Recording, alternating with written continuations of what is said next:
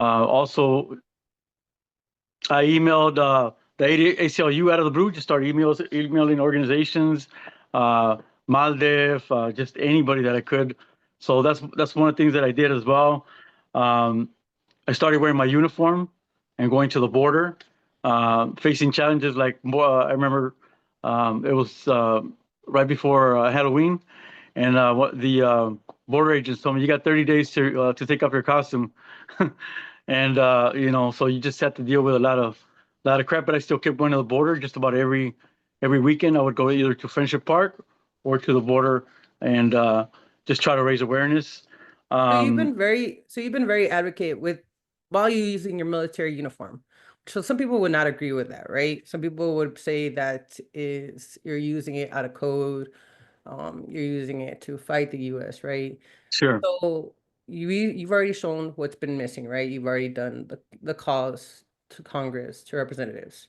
But you also started very small. You started in Tijuana. You started calling up every single one of the guys. You started asking these guys to do interviews. You started promoting so that everybody, not just one, not just two, but there was a time where I saw a whole group of you guys staying at the border. So Yeah. tell me, what changes would you like to see in policy or in programs to prevent deportation of veterans or to support those who have already been deported? And Sure. that's a I hard would one. definitely love.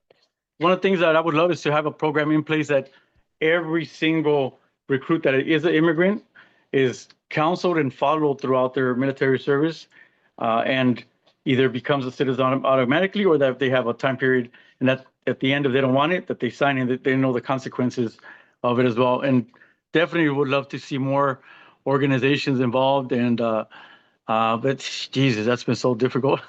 You would think that it would be like a quick fix, but this is going to be from what I've seen, it's going to take quite a bit of. It's going to take a lot of organizing. I remember not just I was talking to guys earlier about one of the things that a Veterans for Peace member George Johnson, rest in peace, and one of the things that he mentioned, like Hector, you got to remember these three things about organizing: organize, organize, organize. So this is amazing what you guys are doing, and just let's just continue to organize and be open. It's very difficult sometimes working with others, or we have our own issues. I have a lot of issues, and but we got to try to get around them. And I'm slowly working on that, so I'm getting there. But I want to thank everybody that's here, regardless of where you come from and what organization. I really appreciate everything. Now, what would you like the general public, right here? We're talking to a lot of veterans, right? What would you like them to know about the struggles you have personally faced as a deported veteran? Because you've been on both sides. You've been a deported veteran, a repatriated veteran, and now a U.S. citizen. So let's talk a little bit about the deported part of it. I guess the just being away from your family. I think all of us that's that was a major thing. Just being taken away from your family. You're either the breadwinner, you have children, and that was the hardest part. Just being away from your family. And as far as like being repatriated, um, for the vets that have PTSD, the nightmare never ended. They still continue, regardless of whether they're here or in Mexico, or they're back. They still deal with those things. And for us, for some of us too, when we come home, um, I hadn't worked my social security card in social in 20 years. I didn't have any credit history. So when I did try to find a place over here, nobody would rent to me. I'm still in a veterans homeless program right now. They're helping me to have to rent, like, and so it's coming back.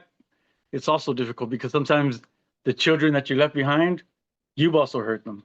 Sometimes you hurt your wife, and that's one of the other things that we tend to forget is how our families were hurt by it. And so it's a difficult process too when you come home to rebuild those relationships, and some you aren't able to fix, and some of us don't get to come home, like some of our veteran brothers, Augie Garcia, who was one of the guys that I remember went, Hector Lopez, myself, and Augie were one of the first three that went to the border at one point, and he's not with us, and he was at just about every single event at the border, and um, he died in Tijuana, and his ashes were spread in the states, so yeah. For those of you that don't know, you can get deported But you come back afterwards to get your final benefits, your burial. They will do the casket, they will do the salute, they will put the military out there. And it's really heartbreaking. Every single one of the guys that has been here has probably been to a veteran funeral, and that is the most heartbreaking thing.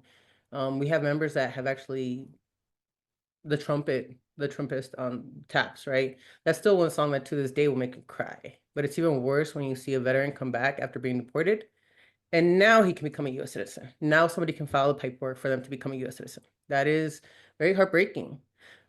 Last thing, what is one thing you would like to tell veterans who are going through a very similar experience like you? Because I'm sure there's got to be individuals here that in one way or another will touch. This situation will touch you, either because you served with individuals that were not U.S. citizens, a family member, a brother, sister, mom, dad, somebody is going to get touched by this. It doesn't just happen to veterans, but we are focusing on veterans here. So what is something that you would like to tell individuals who are going through a very similar experience? Just to be very, get involved, sometimes we want help, but we don't do our part either, so you just got to get out there and get, be part. If nobody's helping you out, be part of the solution in some way, or go above and beyond. Like I said, at one point, I just got, picked up a book from the 82nd Airborne and just started calling numbers, and I tried everything I could, and eventually somebody did respond, and then that was just a snowball. And here, like we organized over there in Juarez, and look who we got here. We got De Vega, so an amazing person. So and that was through connecting with Pachito and them and building relationships with them. But so yeah, that would be my advice: just and not give up. Not give up hope. So thank you. Perfect. Thank you very much for talking to us. We're going to be moving over to our next speaker. Hector will be staying with us. He will be taking questions after this segment. But the next individual that we'll be introducing you to is going to be Manny Valenzuela. Manny Valenzuela is a U.S. Marine Corps veteran, one of the central figures in a powerful documentary called American Exile. Alongside his brother Valente, Manny bravely served his country only to face a threat of deportation despite his military service. The documentary sheds light on his fight against a system that has failed many immigrant veterans, exposing the struggles they endured and the broken promises they face. Manny's story is a testament to courage, resilience, and the fight for justice, making him a powerful voice for deported and at-risk veterans everywhere. Manny, I love that picture. That is one of your best sides, you in that uniform. What do the Marines have the best uniforms, you guys? And yes, this is coming from somebody from the Air Force. Just stop laughing, you guys. I got to make it light sometimes. Manny, if you don't mind, I don't hear you. Unmute yourself, sir. And Manny, unmute yourself, sir.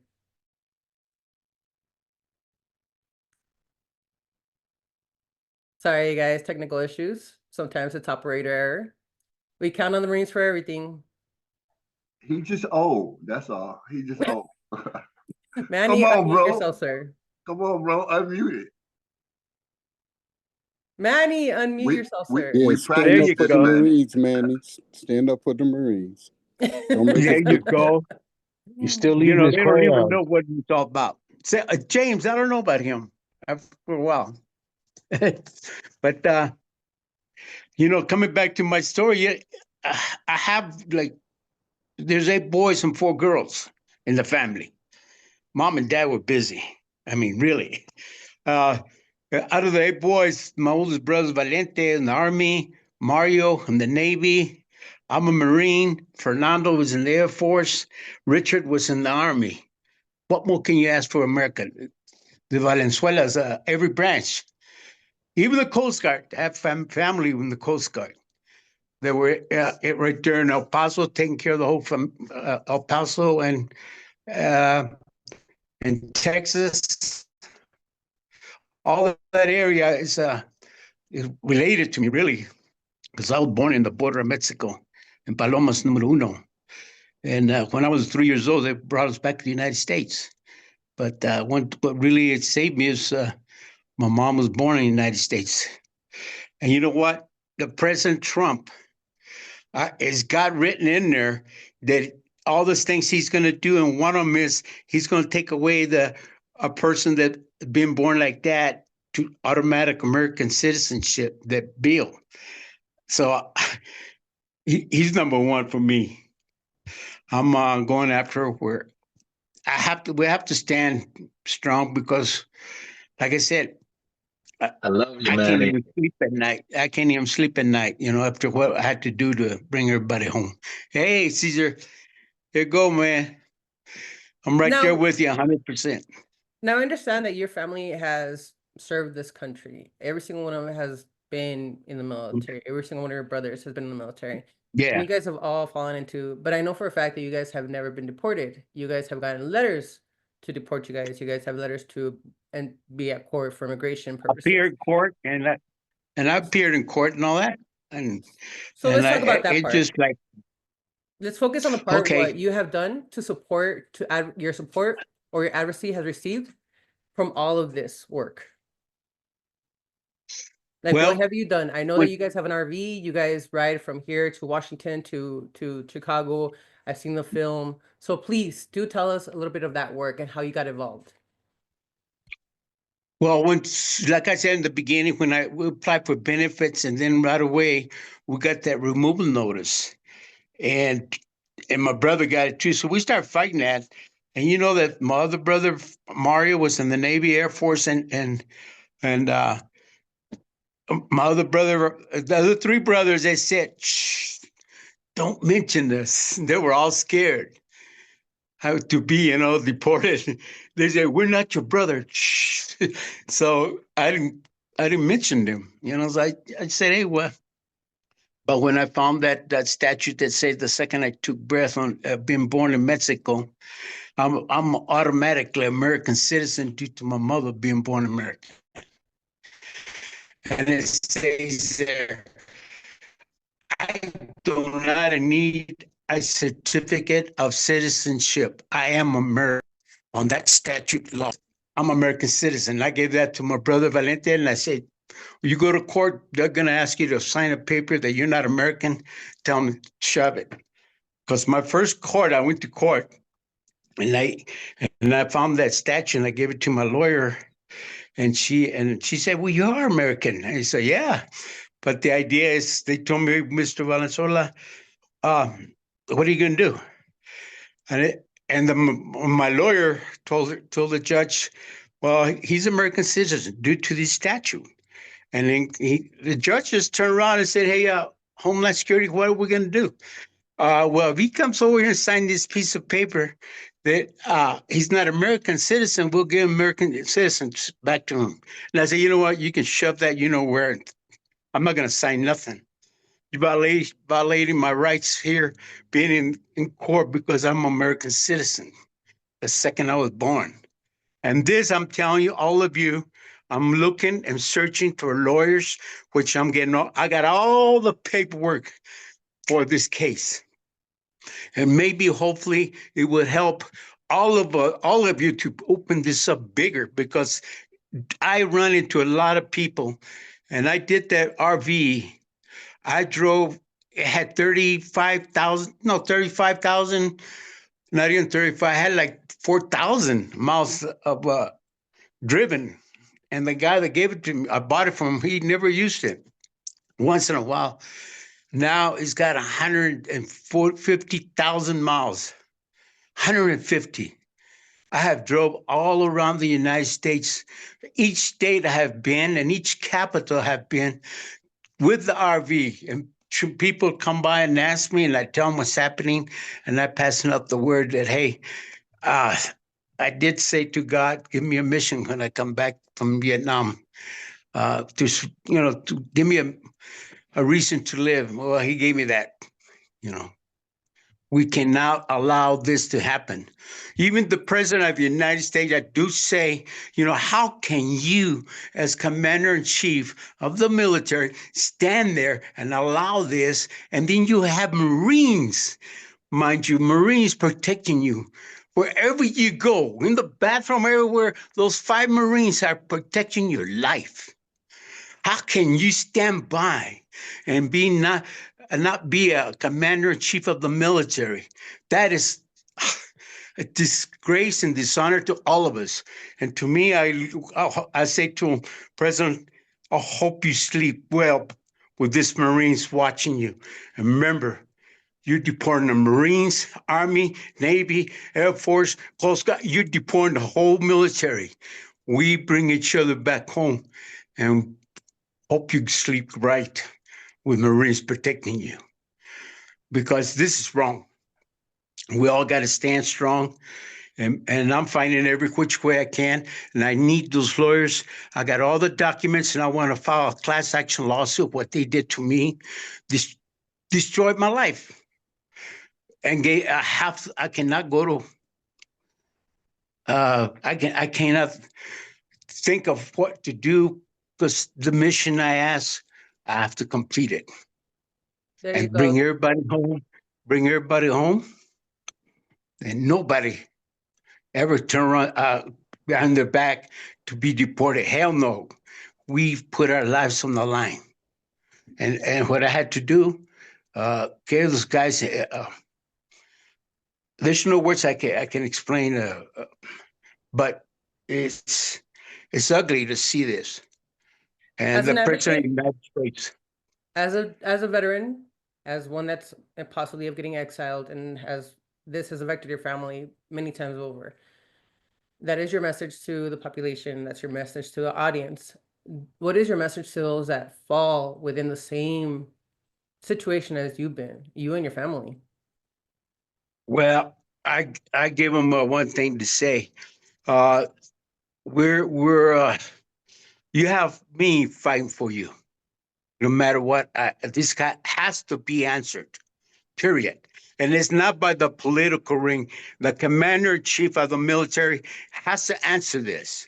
And we got a clown coming in. Hopefully, I don't know, but this has got to stop, and it's got to be answered, because it's not supposed to be like this. How all the other countries, all the other around the world, what they looking at this America throwing their own protectors away, it weakens up the military. We are being looked and laughed at from all the countries. This is a disgrace and dishonor to all of us. And to me, when I put that uniform, I was proud, and I still am. And I'm proud to say I'm not going to stop until this is answered. Thank If I you have to so do it my much. way, all the way, I'm going to keep on. I got my RV going. I'm getting it fixed. I got some more ideas, and I will get it on. And like I said, I got things I got planned to keep on going. But if I have to go to the White House and park there until they put me in jail, that's okay. It's all right. But it's going to be heard. So if you're in the Colorado area, if you know of any immigration attorneys or lawsuit attorneys, that would be something that you could please send us your way, sent to Manny. That would be greatly appreciated. If you'd like to know more about Manny's documentary or what they have done, I'm sure that we will be putting the links in the chat so you guys can know more about it. Thank you very much. Please, Manny, stay for the rest of the segment. That way we can ask you some more questions, if you don't mind. I don't mind. Perfect. Thank you very much. I appreciate it. Thank you very much. And you guys simplify. You know that. Always faithful. Thank you very much. Now we go on to our next Marine, our one and only Cesar Lopez, a non-citizen U.S. Marine whose bravery extends beyond the battlefield. In a pivotal moment, he confronted President Biden at a town hall meeting, passionately advocating for deported veterans and demanding action to address this injustice. Cesar question captured on tape. That is Hector Lopez. Cesar Lopez. Sorry, Oscar. I know I switched it up on you. But we're moving on to Cesar. Cesar questioned and captured on tape brought national attention to the struggles of non-citizen members who face deportation despite their sacrifices for the country. His unwavering commitment to justice highlights the urgent need for policies that honor and protect those who selflessly served. Now, it seems, unfortunately, we do not have Cesar's picture when he's dressed as a Marine. He's got countless footage. If you go onto Netflix and watch Immigration Nation, you might actually catch in one of the episodes how Caesar, at a town hall, like I stated, came up to Biden when he was promoting to become a U.S. for his election. One of the questions that Caesar asked was, Caesar, if you don't mind getting off of unmute yourself. Please, sir, tell us what you asked before he became president, what you asked Mr. Biden. Before President Biden became President Biden, and he was campaigning here in Las Vegas, I asked him if he would stop the deportation of veterans because we were getting deported. I told him that we needed a president that would be our commander in chief and stop the deportations and bring us home. And he didn't want to answer the questions, but I persisted and I got the answer, and I think that was helpful. Now we're focused on advocacy, and I've been many times where we've seen you. There you go. There's been plenty of times where we have seen you go to different offices here in New Mexico, Arizona. You've been to many places wearing your uniform and has been very loud and proud about asking about this situation, about fixing the situation. Now that hasn't been the best thing that has worked for you. So what has worked for you? Because I know for a fact that you have a mural in your property. Well, Please tell me about that. Tell me how that started. It all started for me when I got deported in 2013, and right away I started trying to get back home because I met some veterans in Tijuana that were veterans and they were deported too. And I just couldn't live with that, man. I'm like, when it was just me, I'm like, yeah, I've been a bad boy, maybe I deserve it. I don't know, but I'll take it. But then when I got to Tijuana and I found out that there was a lot more of us, that's when I was like, oh no, this is not cool. So that's when I started thinking of coming back home, and because to me it's a very simple issue. It's an issue of people pledging their lives to a country and for citizenship, and it's not really for an exchange of citizenship. It was more like an acceptance of being part of the culture, and we did our part. And then like me, I'm a little bit crazy like everybody else, and that's why I got deported. I was deported for possession of cannabis, and I thought that I deserved it. But it's just been an incredible journey watching everybody. I first traveled with Manny in 2015 to Washington D.C. And then I just kept on persisting, trying to get politicians to help us.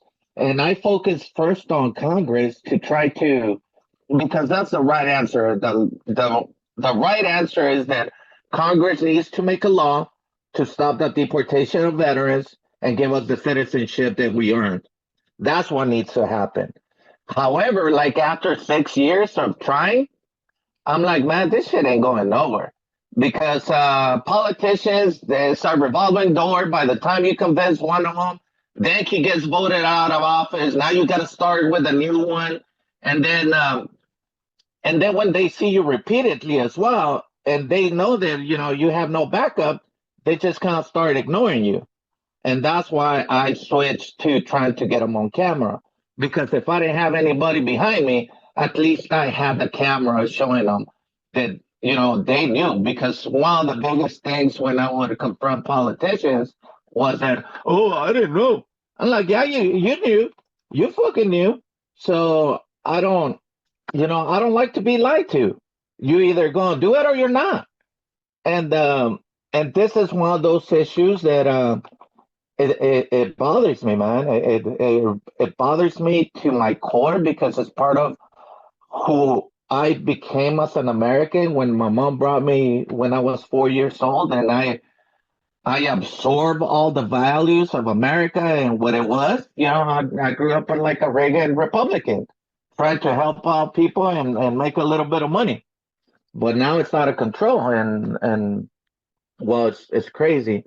But I just couldn't deal with veterans getting deported, so I kept on going. And when I saw that it didn't work with Congress, or that it was going to be a lot harder, I'm like, well, fuck. What do you do when you're in the military? You take it up the chain of command. So in this case, I decided, since I'm deported, I don't have a chain of command, just go straight to the president. And I started promoting that idea since 2018, I think.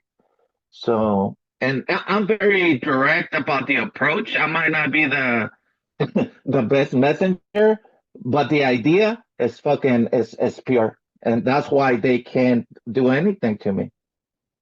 You've been very loud and proud. So one of the assumptions that most individuals have is that they receive that service members and veterans receive adequate support from the U.S. government. You've already shown firsthand that there hasn't been, whether you're loud and you caught them on TV, you caught them on the media, like that hasn't really worked, right? DD-214, No. citizenship, no racism in the military. Thank you very much, Victor. I appreciate that. What is one of the things that you feel that those that are currently here at the audience need to know, especially if they're in similar situations like this? I think I'm very grateful for this forum, this group, every individual in it. Like from Hector Barajas, Manny Valenzuela, these guys are pioneers in this fucking movement. I mean, Manny started, I think it was in '09. Hector originally deported before that, but then he started his advocacy pretty much on a steady flow. I think like 2010, something like that. So they've been at it for a while, man. And I don't know. I'm in a different perspective because after I talked to President Biden and he said he was going to do something, and then a year later, INVITs came into the pipeline, I felt that I had accomplished my mission, So I'm like, well, what do I do now? Because I'm still undocumented and I already lost all those years of my life. I decided to go to school. So in the last 3 years, I got 2 associates. I'm working on my bachelor's at UNLV for film, because that's the other thing that a lot of people, if they start doing research, they'll find out a set of kind of common names that we've been around for a while. And but one thing that hasn't been touched, and Hector touched on it earlier, is the family impact. I was one of the few deported veterans that managed to come back. And even though my daughters live in El Paso, they would still look up to me for solutions when they had problems. And that's one of the best things I do, man. I fix things. So I knew I came from a cycle of poverty, and I knew that the only way to break that cycle was education. So I always insisted in them to continue college. Now they were 13 and 15, I think, when I got deported. Now they're 30. They're going to be 30 and 28. And both of them are teachers in El Paso at Bel Air. So I'm very happy because also, I got the perspective that I saw a lot of the veterans that were deported and how their family members suffered. Some of the children got in trouble. A lot of the children, when the parents died in Mexico, is devastating. So now that I'm at UNLV and I'm a film student, that's what I want to do my documentary on. What I'm working on is on the angle how the families were affected out of the deportation of their military veterans. Perfect. Thank you so much for talking about that, talking about how you're going to continue with your advocacy. So if anybody wants to support Caesar and, partner with him in Nevada, he will be one of the members, and we'll make sure we connect you guys. Anybody, because this all starts locally. Everything starts locally. So thank you very much, Caesar. If you don't mind just sticking by, we're going to go ahead and go to the next speaker if you don't mind. When I get a chance, could I talk? Gene Dorsey. Gene, if you don't mind, and we'll talk at the very end of this, if that's okay. Yeah, thank you very much. I appreciate that. Now, the next speaker that we're going to be talking about is, again, another Marine. Why did I get stuck with other Marines? I have no clue. But we'll be talking with Edwin Salgado, U.S. Marine Corps veteran, has transformed his personal journey into a powerful form of advocacy through art. Based in Tijuana border, Edwin uses creative talents to honor deported veterans and brings awareness to their struggles.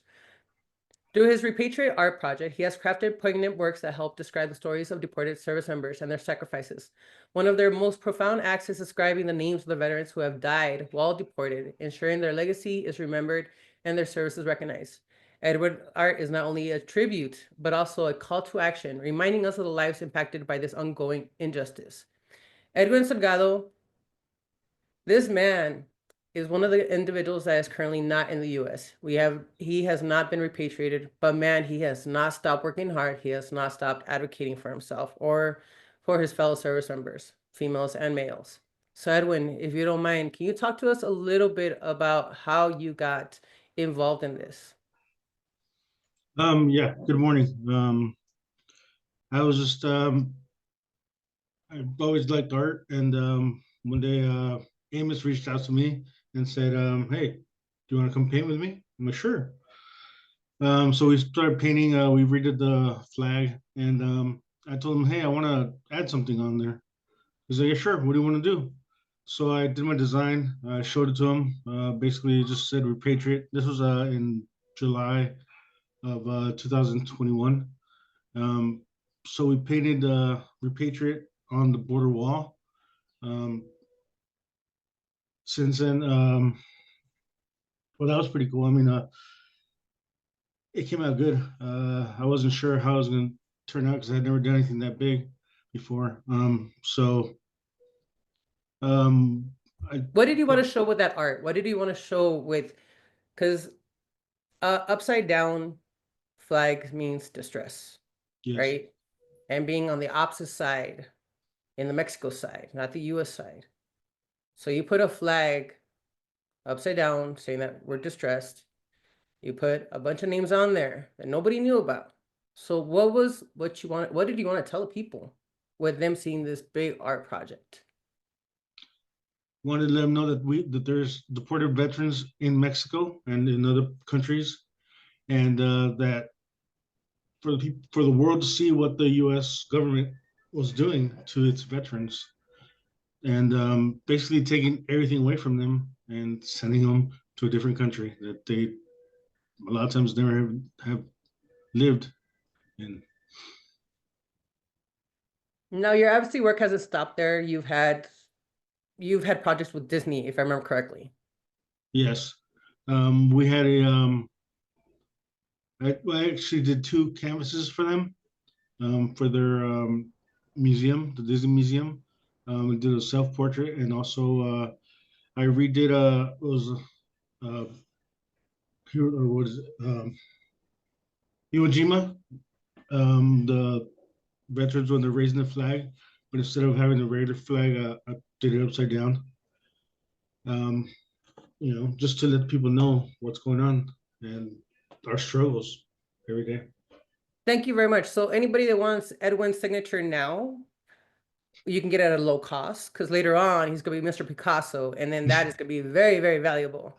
So thank you very much for talking about your advocacy through your work and about what you do out there. And I'm sure there's more people that want to donate and to have you continue to do all this artwork, again, advocating for all our fellow members. Is there anything that you particularly believe that individuals should know, especially in this audience?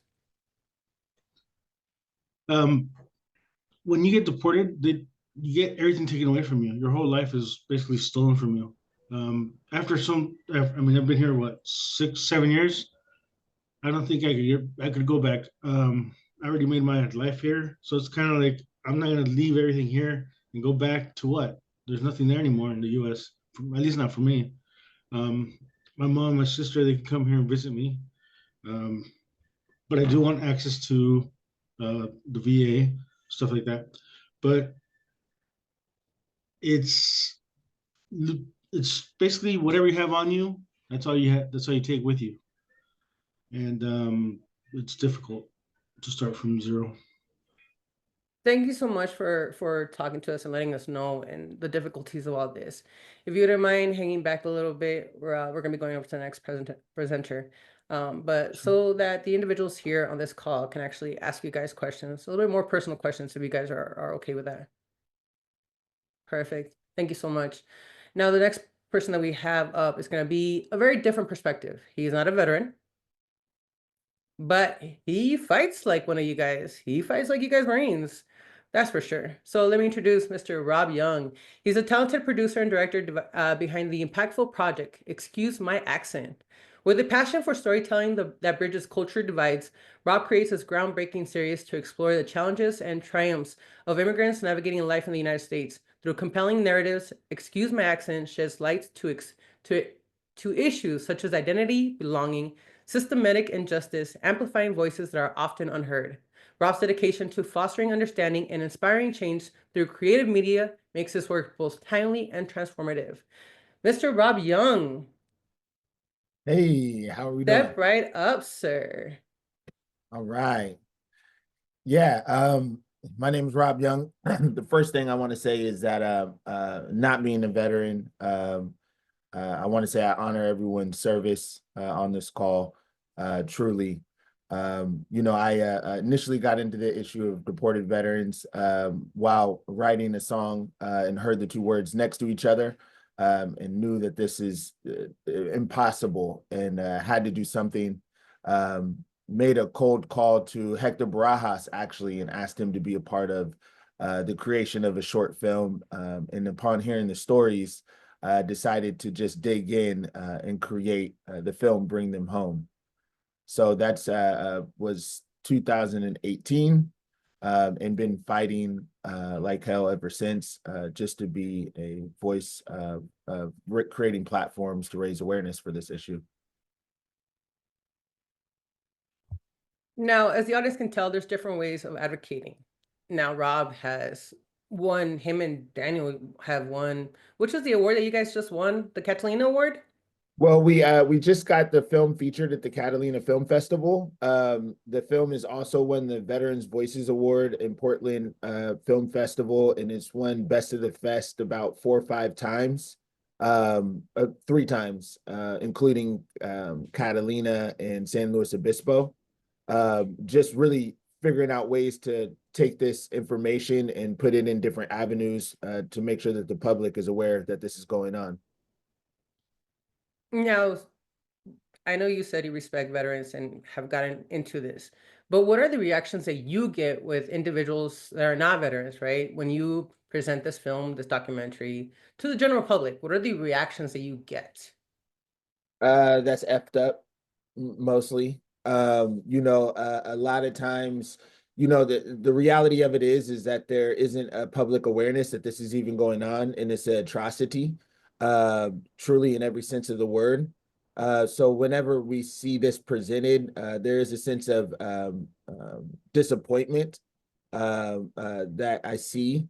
I've seen that we've shown the film to very far right communities and far left communities, and it's the same reaction. And for me, that only uplifts the need to continue pushing the narrative forward and at least letting the public know.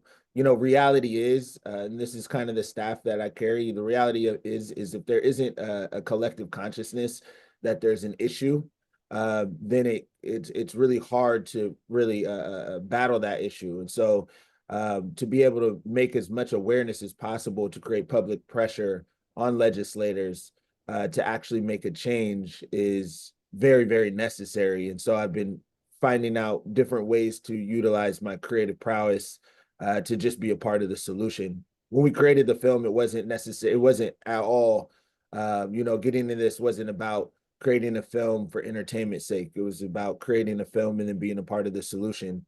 So ever since creating the film, it's been a constant, constant battle of figuring out ways to be able to create dialogue and get the conversation started. And that's always the best part, right? That's the most difficult part is how do you bring bring up that topic, right? That United States military service members, they're not all US citizens, and there's a possibility that they can get deported. And that there are non-citizen veterans in the United States that can get separated from their families, right? How do you bring up, how have you come across this and have made this topic something that people can talk without getting, too left or too far right? I mean, it's the way I really work on breaking it down in a simplistic form whenever I talk about this issue. Obviously, it's very layered, and the more stories you hear from deported veterans, you'll see how varied the conversation is. I try to make sure that it's communicated as best as possible. I do allow the film to speak for itself whenever I'm in those spaces. A lot of the times it starts with, did you know that the veterans are being deported? And people lose their mind, and then they ask how and why, and it's funny watching people's brains click to come up with solutions to come up with ways to back out. But it's really holding everyone to the fire, saying, no, this is a promise that was given to non-citizens. The first thing I say is, because a lot of people don't even understand the foundation of immigrants having the opportunity to get their citizenship. And so the first thing I say is, well, United States has been giving non-citizens the promise of citizenship since the Revolutionary War. This is as American as American gets. And so this is an instance where that promise is not being kept. Whenever I talk to anyone in the military, I remind them about how the enlistment is down right now and how this is a detriment to the military in itself. And it weakens our military. And mind you, I've even spoken to recruiters about this and watched I got cussed out one time because he was recruiting on campus. And when I told him this, he said I was lying. And it threw me off. But what I realized was, taking some time back, is I realized that they were actually part of the problem, promising citizenship, and that they were lying, but they didn't know they were. And that's how messed up this situation is, and how much there isn't awareness. And I think that there's a huge opportunity for us to find different solutions. Sorry to ramble, but I'm passionate. But I feel like there's a huge opportunity for us to find solutions, even inside the military, of creating education, of making sure that those enlisted are handheld to be able to get their citizenship, and there's a responsibility on the higher ups to make sure that that promise is kept, and there's an effective system that's put in place. And so from bottom to top, there's a lot of work to be done. For myself, it's figuring out ways to utilize this tool and put it in front of people, and then get the right people in the room, and then say, y'all figure it out, because I'm not a legislator.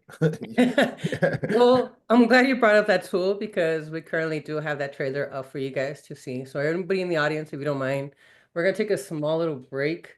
But I think before that, we're gonna go ahead and play the trailer for Rob's documentary. Oscar, take it away.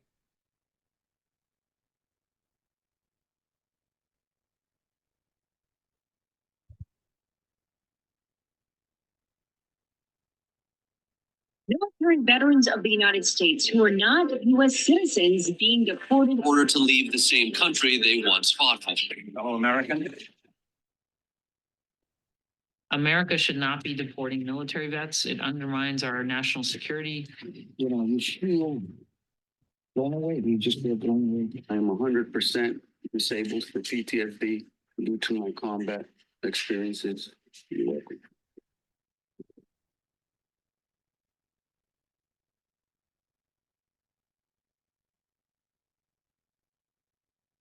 Currently, the only way a deported veteran can come home is in a body bag. This is the only way they're being honored, is when you're dead. It just doesn't make sense.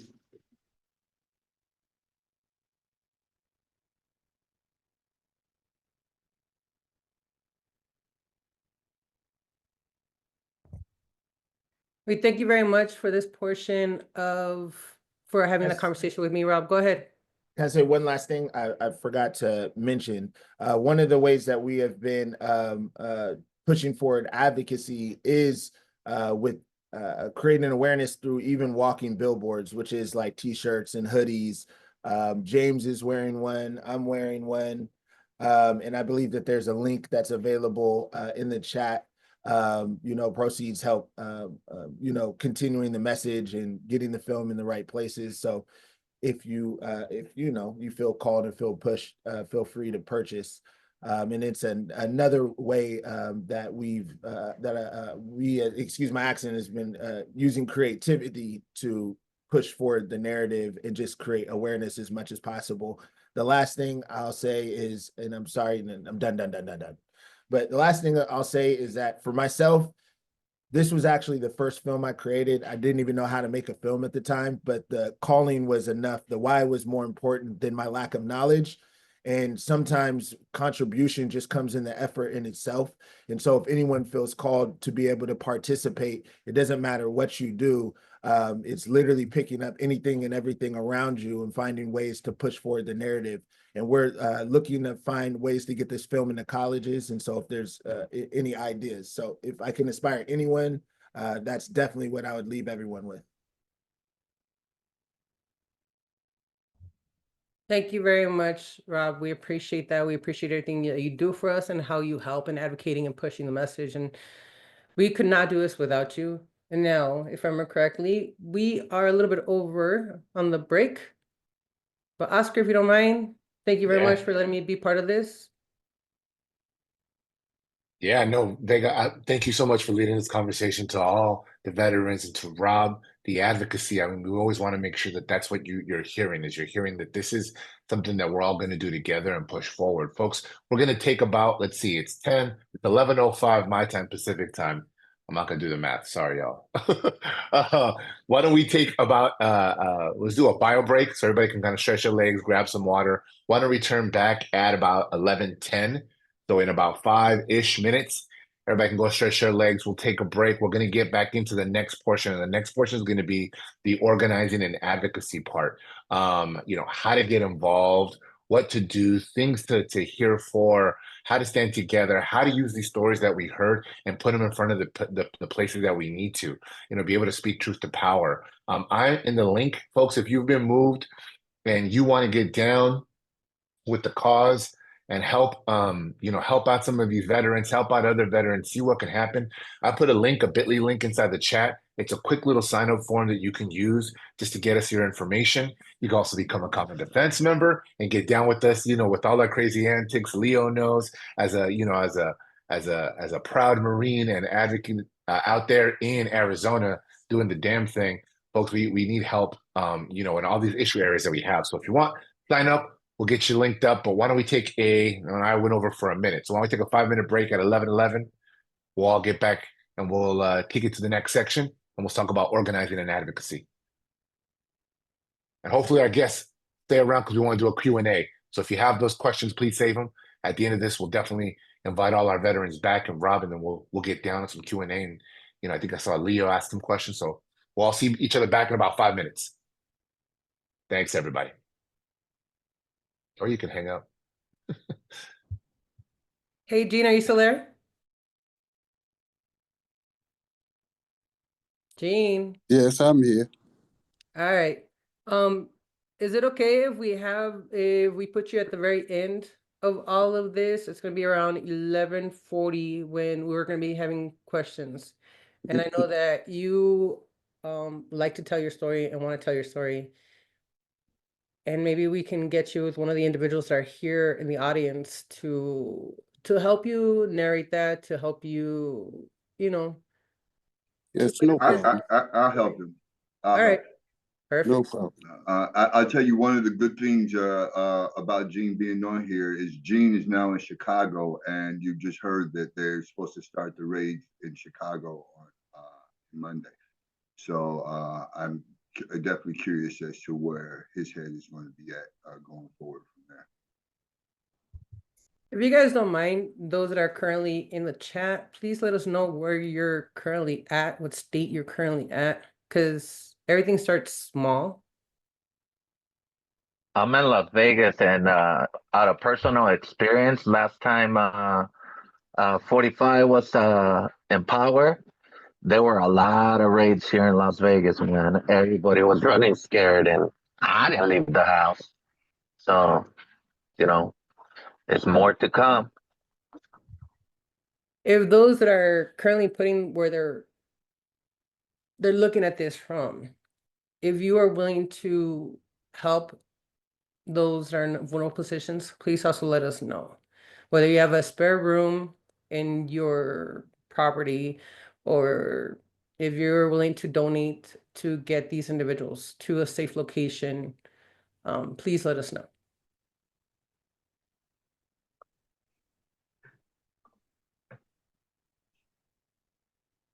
Well, I'm in Yeah, Colorado my name is- Springs. I got you, James. But anyway, I'm in Colorado Springs, and I'm bringing this back. Remember this. I told you that my brother and I, we applied for benefits in 2008. 2009, we get a removal notice. That tells you this the political party finding ways to get rid of a military veteran. For that money, it's in a big jar for each individual for the rest of his life. And the political ring are getting into those jars and getting that money. That's what they use us to get rid of us.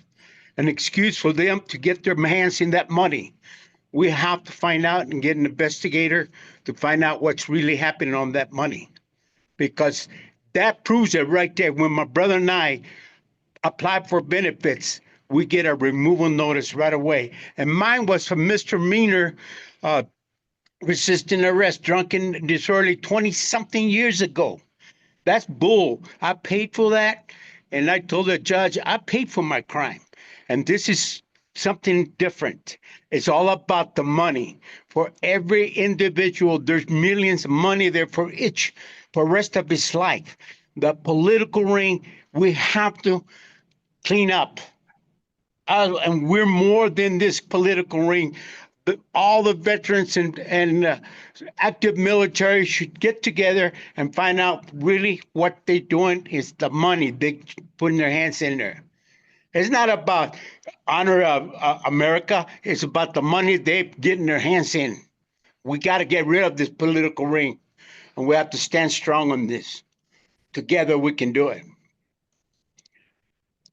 There's That's no what I better way believe. said than by a Marine. Go figure. Why do I surround myself by Marines? I have no clue. I Why? can hardly hear you. But anyway, that's my way of. I know for sure it's all about the money.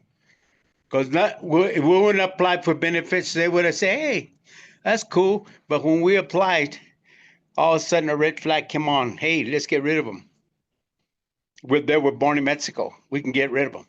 But they made a big mistake. They didn't really take a good look of we're Americans because of my mother. And I'm glad I won that case with my brother. And I told my brother, don't sign nothing. We're born to a born American mother, and we're Americans, period. So goes to show you this political ring needs to be dealt with. And we're billions compared to them. And we need to clean it up. You're right.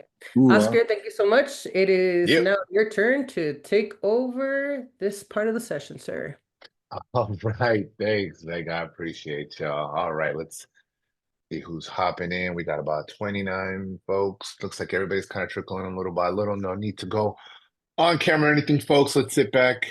Let's get down. Let's figure this. How do we do exactly what everybody's been saying and duplicate that and replicate it and make it more powerful? If we can get slides, let me see if I can get Mario to start everything up. Mario, when you're ready, go ahead and perfect. Yep. We'll get everything started. Folks, quick little reminder while Mario's getting that set up. Next week, next Saturday, same bat time, same bat channel. Please come back. As you're hearing all these things about these veterans and what they've done, how you can get involved, next week's session is going to be on your Know Your Rights campaign. There's a dual purpose there, folks. There's a dual purpose. One part of the purpose is for the veteran themselves, right? For us to understand what their rights are, what they can do, what they can't do. And then for us as well, I don't know if folks were, if you're just trickling back in, Megan, some of the veterans were just talking about, hey, if you could help out, do this, do that. I mean, we just made a simple ask like, hey, can you run some groceries? I think it was Manny who was just talking about, hey, I'm not leaving the house. Or was it Cesar who was saying, hey, when this was popping up, I didn't leave the house. Things like that is part of the things that we want to get our veterans and our members to be able to help out. Simple things like that. And we're bringing that together next week on Saturday. We're going to have guests from the Senate. We're going to have guests from the House of Representatives. We're going to try to give and lay out all the legal forms and all the legal avenues that we can have, not just as folks like, on the block trying to help another veteran, but for the veterans themselves. So we all kind of understand the lay of the land so we can help out our veterans, given the tools and the avenues that we have. Hey, I hear Manny when Manny says, all these politicians, aren't interested or worried about their own election or worried about this and worried about that. After they're presented with something big like this, well, this is where we kind of get our power, right? This is the collective. This is where we start getting stronger and stronger. So, folks, please remember that next week we have that. Share the link. It's going to be the exact same Zoom link as this one. Share the link with folks who want to get down as well to join. And just want to remind that's next week, folks. We'll have you with more guests and we'll have more good stuff to learn. All right, what we have in front of us, folks, is the organizing section. I'll be leading this. For a lot of us, and Cesar brought it up a little earlier, Common Defense, we're not a VSO. There's a bunch of VSOs out there doing good work, right? What we are is we are a political organization, right? We see things that are issues that we want to get down with. Our members who become part of this are members from different places who are just wanting to be part of this because they want to organize. They want to be part of a group. They want to be part of a movement. They want to be part of a process that says, hey, we're going to fix this thing. So as you can see on your screen, organizing, the definition. Organizing is the process of building organizations of people with similar interests. That's this room. Who use their collective power to win immediate improvements in people's lives and alter the social, economic, and or political relations of power. Folks, I don't know if y'all know this little slide deck you'll see on the corner. There's a Veteran Organizing Institute. I'm gonna kind of do the shameless plug, but like I was saying, since I brought it up a little bit earlier, like this is the organizing part. This is what Common Defense does, right? We get all the best and brightest, and we're trying to bring everybody in to say, hey, let's use your experience. Let's organize. Let's move this needle. Let's get this issue across the line. One of those avenues that Common Defense has done that is through the Veteran Organizing Institute. So some of y'all who have already been, right? I know James went. We were in the cohort in Houston, right? Cesar said he went too, and he's like, man, there's veterans organizing veterans like for political power. Like, yeah, man, we get deep. James, how was Houston when we went? Oh man, it was definitely an eye-opening and inspiring situation. It's not overbearing. It's like if you're about this, that's the place you want to be, and these are the people you want to be about. Perfect. I enjoyed it. I truly enjoyed it, and really felt that everyone that I dealt with was bought into the idea of supporting veteran issues across the country. Yep. Perfect. Thank you. I appreciate that. We were the same alumni group because VOIs happened multiple times. You as Common Defense members, or if you're going to join and become a Common Defense member, you're part of a collective of a mass amount of intellect, experience, and moxie, right? I've had a member come to me. Here's in California. He's in Anaheim. He's a writer. He's been published a bunch of times in The Hill, right? Because he does opinion pieces. He said, hey, man, I've been looking at some organizations, right? And they say they're political veterans organs, but I'm seeing y'all are getting down. And that's the thing that makes us proud. And that's the thing, like James was saying, when we go to these trainings, we're like, wow, there are more people who are really trying to get down. So the example of that, like I said, is VOI. I know there's a member, I know Leo here has been part of what we call our SOC, our state organizing committees. So folks, if you're interested, we're trying to do this and replicate this in smaller versions within the states. So Manny's in Colorado, and we got X amount of members out there who want to get down. We want to organize a committee out there. Hey, let's start working on this Deported Veterans issue down in Colorado specifically. Boom, we're organizing that. We're getting going so we can make some noise out there and educate folks. This event, y'all, this event itself is the organizing piece. If you could hit the next slide, please, Mario. This organizing event, let me tell you folks, came from an idea. I'm going to give you a little bit of backdrop of what organizing is, because it's not rocket science. It's not something you have to get a PhD in. As the caucus that we were here, we wanted to go on a retreat. We said, hey, let's go to El Paso. Let's get our caucus solidified. What can we do to, work on the deported veterans issue? What can we do? And then they were like, hey, it's timing, the election, et cetera, this, et cetera, that. The idea spun in that room. Hey, you know what? Maybe instead of that, why don't we educate some folks? Why don't we get some more buy-in? Why don't we get more people on this? Since we have, after the election, we saw we're going to have an unfriendly administration on immigration. There was the idea. What was the next part? The collective planning and strategizing. Folks, we have endless amount of hours and conversations that myself, James, D. Vega, Nick, Denitza, Ricardo, there's a committee of us, and our other co-chair, Sylvia. Hey, we want to do this. No, we should do it like this. We spent time, but it was the collective power of D. Vega's experience, working on the border, James with Black deported veterans, Nick as a field person who's been traveling the country and traveling outside the country to literally help veterans who need access to their care, their VA benefits, all that put together. We came, my share screen. If we can get back on the share screen, Mario, on the slide deck.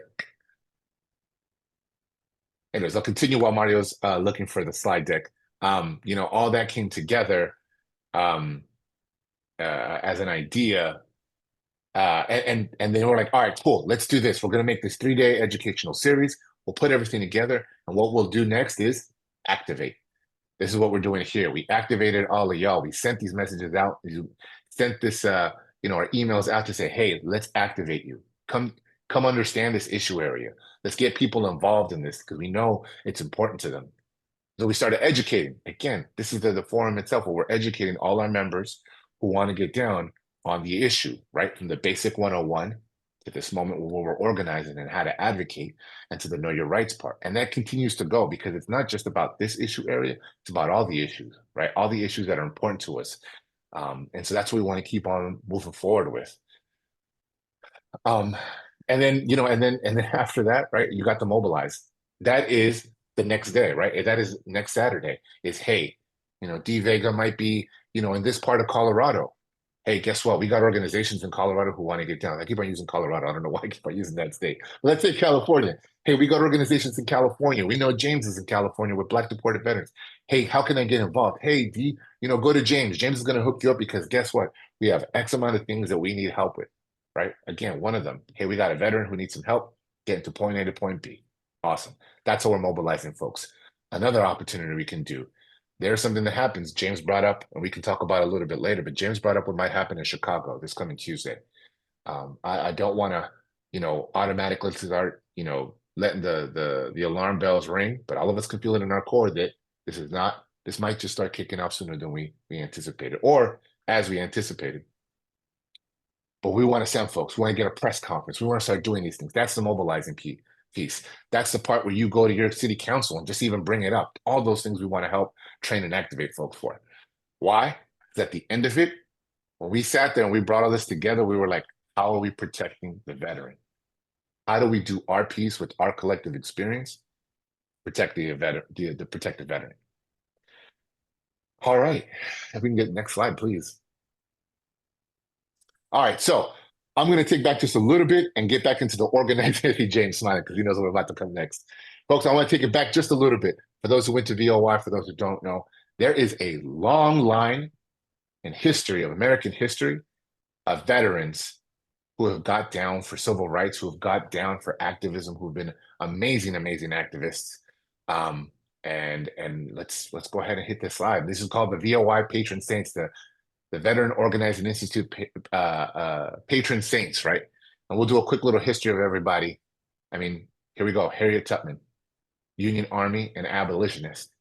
As an American abolitionist and a social activist, after escaping enslaved Tubman made some 13 missions, rescues approximately 70 enslaved people, including her family and friends, using the network of anti-slavery activists and safe houses known collectively as the Underground Railroad.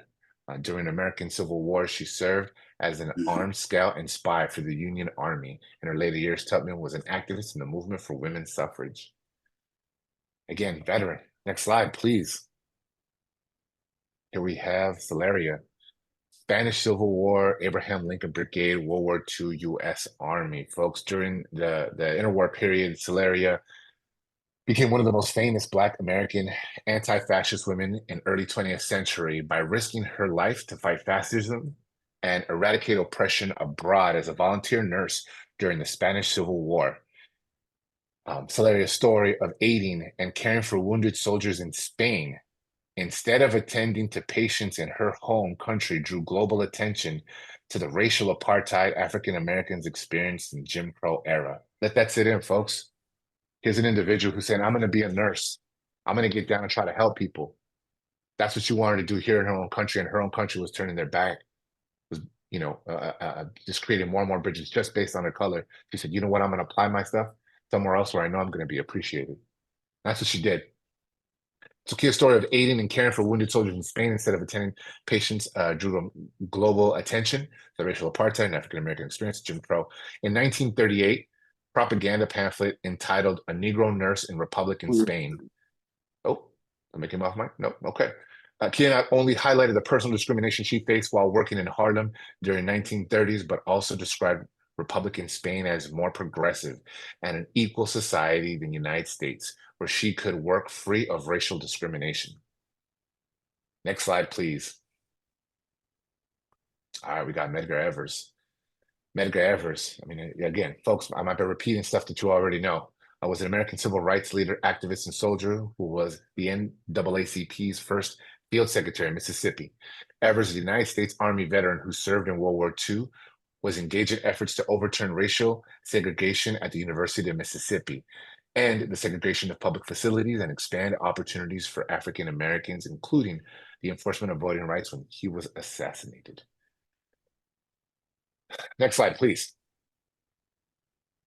We got Howard Zinn. Folks, it's a dense book. I'm not going to say, that it's an easy book to read.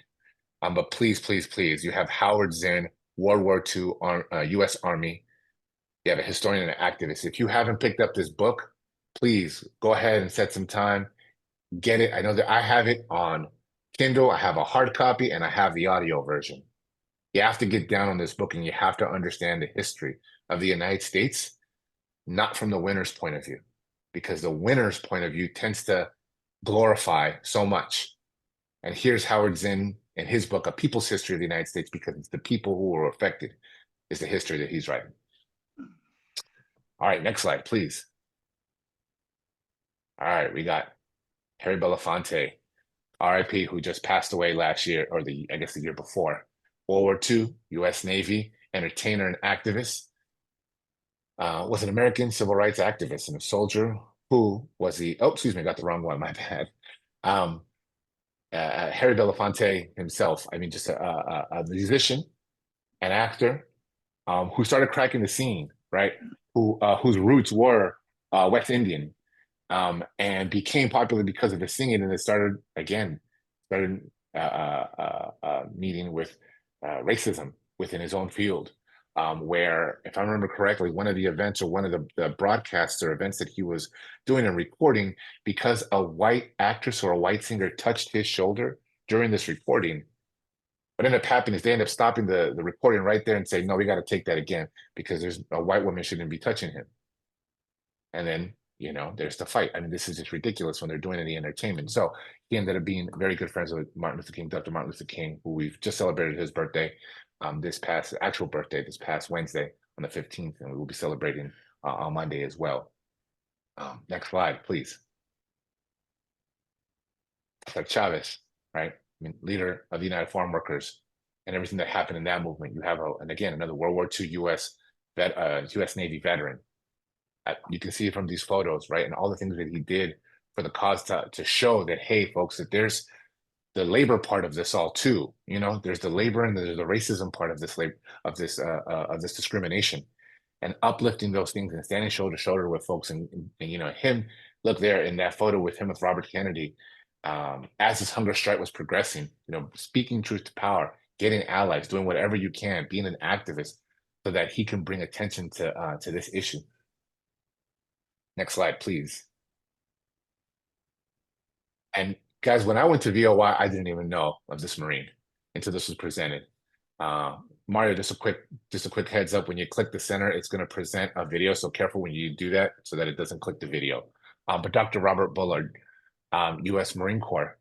Folks, if you've heard the term environmental justice, this is exactly who wrote that.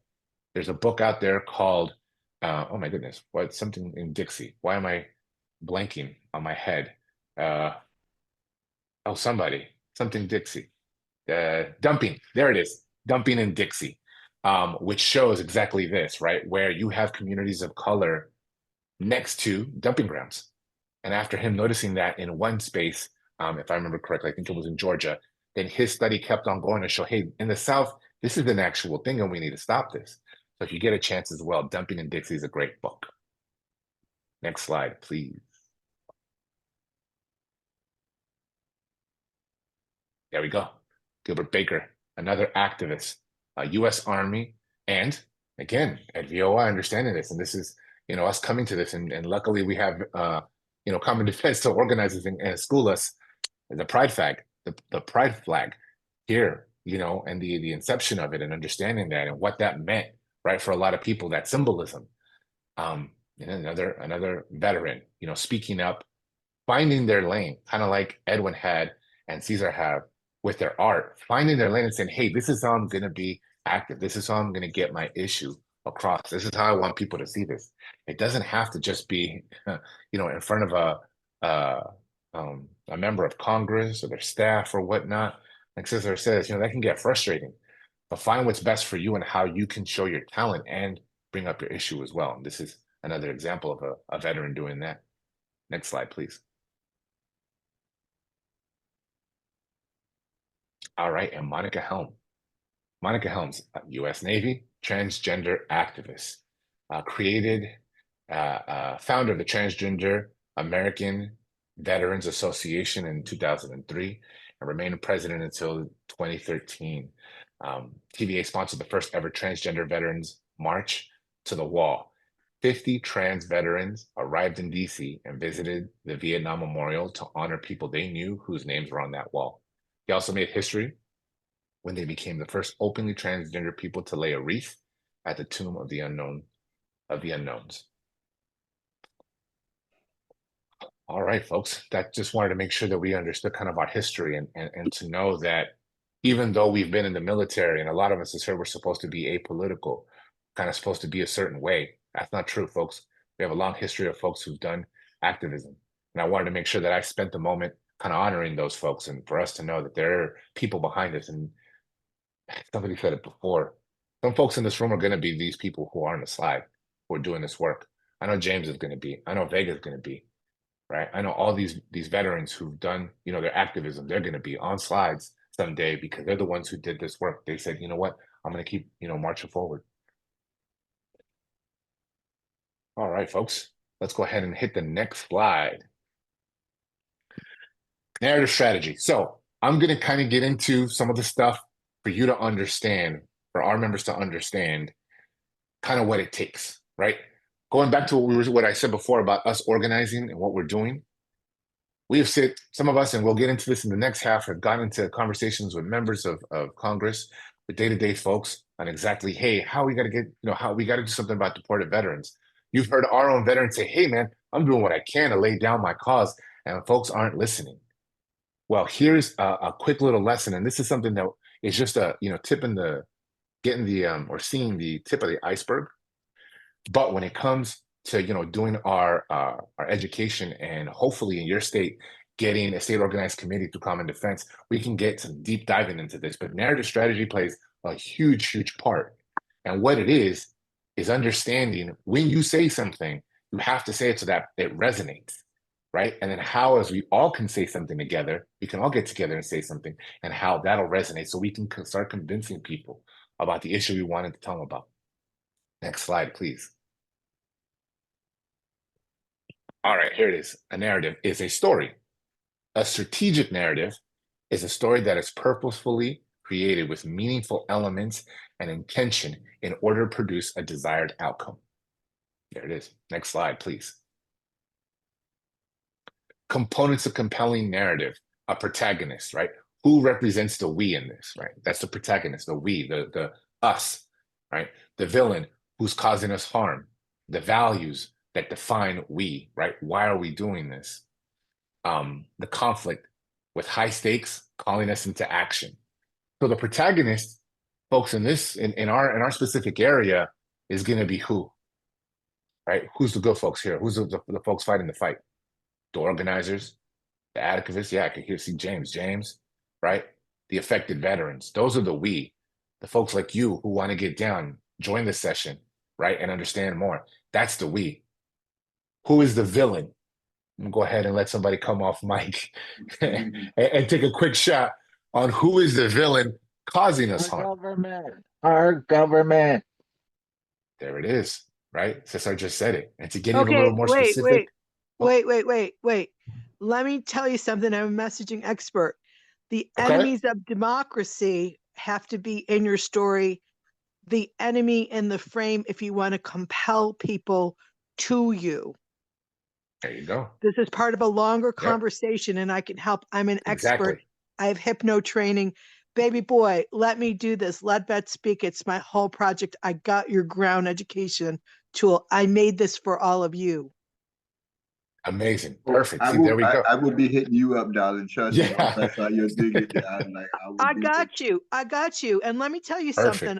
I come from 5 generations of vets. My uncles were the children of immigrants. I remember Easter time, they came back from World War II in pieces. My uncle, one arm, one leg, pop his eyeball out and put it in his brother's beer, and then they'd fight. It was a whole thing. Both genders, all branches. I couldn't serve for genetic reasons, but you know what? I did get this big giant brain, so I am giving back, and I will not be taken down by the same patriarchy that seeks to destroy equitable democracy. I am here. Let me work for you. Contact Emily is speaking truth. Yes, Emily, we need to get your information. Welcome to the, you know what? Welcome to the team. Welcome to the team. You got me. I accept. Perfect. And so, as Emily and as Cesar said, right, to be a little more specific, right, in this context, and again, scratching the surface. We know we're scratching the surface here. Right? Anti-immigration lawmakers, right? DHS, ICE, racism. That can be kind of painted as a villain here. Values. What are the values? Everyone who believes that after serving this country should be doing all it can to protect them, to serve them right back. Right? The conflict. Veterans are being deported. Veterans are vulnerable. Veterans aren't getting their naturalization as promised. That can be part of the conflict as well. All right, next slide, please. And now when we're looking at our audience, right, and we're talking to folks, right, we're kind of saying that we just said it. I mean, M. Lee was like, hey, when you craft it, this is how you got to craft it. You know, we can do, you have to be specific. And then who's our audience, right? We want to yell outside. We want to yell in the Zoom. We want to tell everybody. I want to knock down on my neighbor's door and tell them, hey, yo, did you hear about this? But what you have here is an example of what, like, how society is kind of laid out. You have society, this huge whole spectrum that might be apathetic, that might be hostile, that might be naive, right? And opposed to change. And then you got your allies, right? And you got your allies, and that's the slice that you want to start working with so that you can start going maybe back towards society. But you want to work with your allies. Hence us being, again, in this room. Us here in Common Defense, getting together, our members with their brain power coming together in the LVC and the Latino Veteran Caucus, getting down and putting it together so that we can do this event. Next slide. All right, and so what you have here is you kind of have a scale, right, of the way we kind of want to look at things and the way we're looking at it, and not just in this issue, but a lot of issues. But I'm giving you this information, folks, so you can kind of start thinking exactly, hey, when I get down with common defense, or when I do this in my own area, this is one of the things that I want to start thinking about. You kind of have this as your opposition, right? Or as your scale. Pardon me. You have your active support, you have your passive support, you have your neutral, passive opposition, pardon me, and active opposition. All right, once again, we'll go off mute for folks who want to answer. Who's going to be some pretty simple answers that might get a little bit harder a bit later, but who would be an active supporter within our own space of this deported veteran issue? Anybody can just hop off mic. LULAC? There you go, right? And then, Leo, explain who LULAC is really quick. It's like the union of like Latin American citizens in the U.S. Mm-hmm. Yep, exactly, right? And they're, as part of the Deported Veterans Coalition, actively supporting. You don't got to do a whole lot. They're ready to get down. All right, so who would be some passive? Oh, go ahead, James. Go ahead. What I was going to say, you don't forget the VFW 7420, Repatriate Our Patriots, Unified U.S. Deported Veterans Support House, formerly Green Card Veterans, and then you have All Nations United, and stuff. So there are many that are American GI Forum. Yep. Yeah, exactly. American GI Forum. Unc, if we wanted a list, I would have given one. I thought we were. No, but I mean, and I think James is. There's two things that are right. Oh man, and there's a beautiful thing in there because who I heard Manny. What'd you say, Manny? LULAC. Don't forget LULAC. Exactly. Yep, that's what Leo said. Yeah, these are all supporters, and James said it. And he's the list that he's spitting off. Some of it, right? Are those coalition members? Those are folks who hey, folks that look like you ready to get down with this? Boom, they're down, right? No convincing. They're already there, even working with us, right? Even this own room, the active support, Black Deported Veterans and James' organization is the active support. He is here getting down on behalf of not just himself, his organization, as a member of Common Defense, but that's an easy. He's actively working for this issue. All right, passive support. Passive support would be. Let's see if we have anybody who can say what like passive support can look like. Local Democratic parties, perhaps. You getting there? Yeah. It's questionable, yes, but yeah. Fiscal sponsors. Yeah. Getting kind of there, yeah. But anybody else? And there's no wrong answer, right? Because we can all fit them in a space here. Could be anybody churches, could be churches, whatever. Okay. Media, yes. Media, right? Putting some articles, et cetera, et cetera. I mean, that can kind of get in between active and passive. I think passive would be like, somebody who says, yeah, man, I'm down. You know what I'm saying? They can get down with the cause. They might sign something where they go sign a petition, right? They're going to be passive. They're not going to be full on, hey, let me get this down real quick. Let me go join you guys in this fight. They might show up to something, here and there, but they might not get down with the actual organizing, right? Neutral. Anyone who's neutral. Don't forget American GI Forum. There you go, right? Oh, we said that. Yeah, Manny, good flag. We did say that. Yeah. Well, I didn't hear that. My phone is, somebody pushed a button and my volume went down. James, you did that again? I have to put in my ear to hear the phone. So who would be a neutral, right? Who's an example who can be a neutral individual? Uninformed citizens. There you go. Yep. Not either way. Hit them up. Let them know. That's the neutral. That's kind of like the soft spot. We have passive opposition, right? That can be, I'll give the example because I see we're starting to get close on time. We got 20 minutes. Passive opposition can be on the other side of that, right? Like Leo said, hey, it's people who aren't informed, people who are slightly informed, right? Some of us have been with passive opposition in congressional meetings where they're like, yeah, no, we'll let you know. And they're not going to do anything about it. They're not being neutral. They're going to, take some step towards to be like, yeah, we will tell our boss this and they won't do anything, right? There's kind of like that stop of, we'll hear you out, but we know we're not going to do anything. And then we have our active opposition, folks. I mean, that's just kind of black and white. Anybody and everybody who's against this, right? And there's a kind of a bit of a middle spectrum there that I know some of us have maybe run into. But you have active opposition. What that can look like anyone right now that's easy who's saying anything that's anti-immigration. Anything, right? Anybody who's talking about not giving veterans their benefits and trying hard to rewrite, VA policy so that you don't get your benefits. That's active opposition, actively trying to get out there, actively saying this, right? Actively being that way. Next slide, please.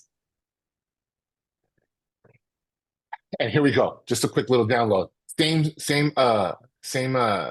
graphic, but this is kind of how we got to think it, right? Leo smiling. You've definitely seen this before, right? This is the way we want to kind of think about it. Because what do? Some of us, we've gone into congressional meetings with who's Siscomani, right? Who's a hardcore MAGA guy. Are we going to convince him? Now we're going to try our best, and we want to hear him out. But that might be active opposition right there, or passive opposition. For us to get him all the way over is going to be impossible.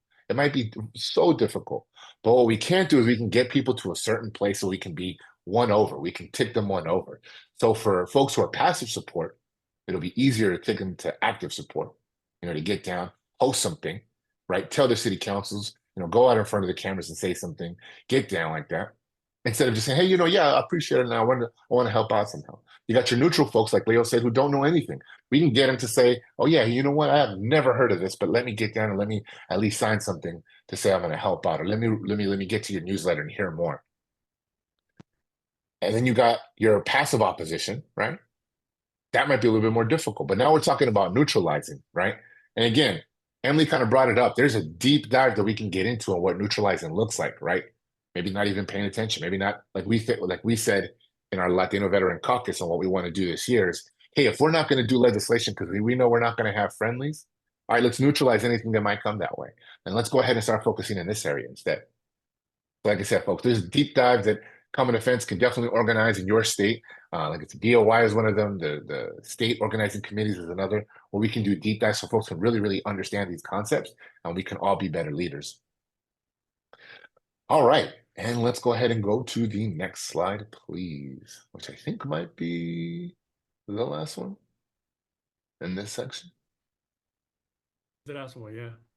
Yeah, it is the last one. All right, we'll start unsharing. All right, folks, I realize as a good steward of time, we have 15 minutes left on deck, but I do want to bring in a quick conversation between myself and James Smith on the advocacy side. Don't got a whole lot of slides here, but there's more experience in this conversation about what we want to share with you when it comes to advocacy. Now, as there is 15 minutes on deck, I want to make sure that we got our veterans here as well. And for them, in about 5-10 minutes, we want to get you back on camera and see if there's any questions that you might want to ask, or you want to answer from our members here. And members, if you have questions, now is the time to either put them in the chat so we can look them over a little bit later, or write them down so we can give you the time to ask these questions. But the advocacy side, we heard Hector say he finished his mission. We heard Hector Barajas say at a certain point, he finished his mission. He's like, I'm done. I done yelled at everybody. I done talked to everybody. I'm done. That's up to us now to say, hey, Hector, yeah, enjoy your tequila, sit back for a second, you know what I'm saying? And let us do some of this. And now the advocacy part is the part we want to get into briefly, because we can go deep, like I said, we can go deep dive.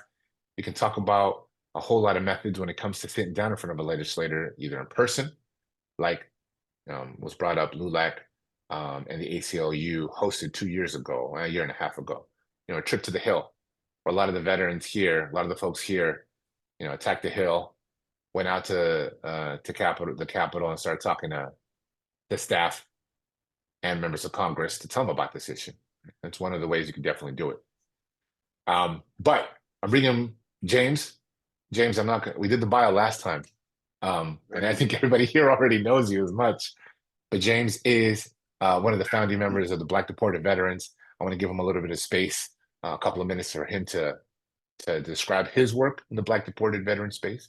And then him and I are going to talk about, our experiences and what we've seen as wins, or what we've done at the local level advocating, at the state level advocating, and what it looked like at the federal level. So James, give you the floor here for a little bit just to talk about Black Deported Veterans. Okay. Well, first of all, thanks again, Oscar. don't let, first of all, please don't let the name fool you, Black Deported Veterans, as if that is the only, those are the only veterans that we concern ourselves with. Many of my brothers in here will tell you that we are about all veterans and has been that way from the very get-go. The situation became one that as a person that comes from the journalist world, that's how I came into this as a journalist. I realized that that generally when the even thought process was introduced about deported veterans, it came with a Hispanic vision that people thought that that's all that there was to it. In fact, even in the beginning, I did too. I'd only heard of one Black person at that time. It was Rohan Coombs, and he had been from Astoria in 2010.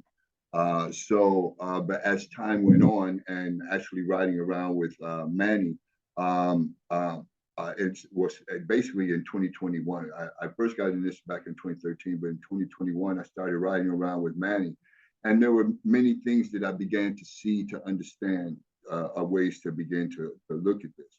One of the things I got to circle back real quick at, because you guys were talking about families and talking about how it affected families and you know, how, you know, Cesar, the problems that was going on between him and his family, and Hector Barras talked about his. You know, one of the ironies of the first day that I went to go visit Manny, it was actually his birthday.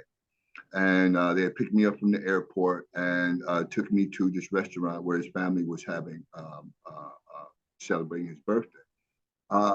At that place, I saw Manny with his sons, his grandsons, their wives and family, their kids, and then his great grandkids. But now they weren't just great grandkids that were in the room. They were playing with this dude. They were, you know, they know their great grandfather, you know, and I'm like, wow, you know, I began to look at it, I'm like, this is what they're missing. This is what, when they're trying to tell us, and, you know, that I'm missing out on being with my family, this is what I'm seeing, a very actual picture of what it is that they're missing. And talking to his sons, you know, one of the things that I found out was his son Milo was headed down a bad path, you know, but because he was here and not deported, he was able to help his son change that. And I'm gonna tell you, every single one of his sons and grandsons have their own companies. Not they have jobs, they have their own companies. That's a result of him not being deported and being there. So I just wanted to tell you the understanding of what the family dynamic does or can be changed in there. I just wanted to share that. But riding around with Manny began to open my eyes to different things. I was able to meet up with D Vega. Actually, I met her in DC along with Cesar and Manny in April 2021. And we were going to go stand in front of the Congress building. And I'm thinking this is just a couple of months after the January 6th, but these guys, we're going to go stand. We went there and did a stand up there in front of and then they came and rushed us off. But at the same time, that's when I found out about the Leave No One Behind mural project. You know, and so at this moment, because I went there, I'm telling you, as a documentarian, and I meet D Vega, Repatriate Our Patriots. I meet these guys with Leave No One Behind mural project. There's my brothers from Veterans for Peace, Victor Hinojosa, Dan Ruman,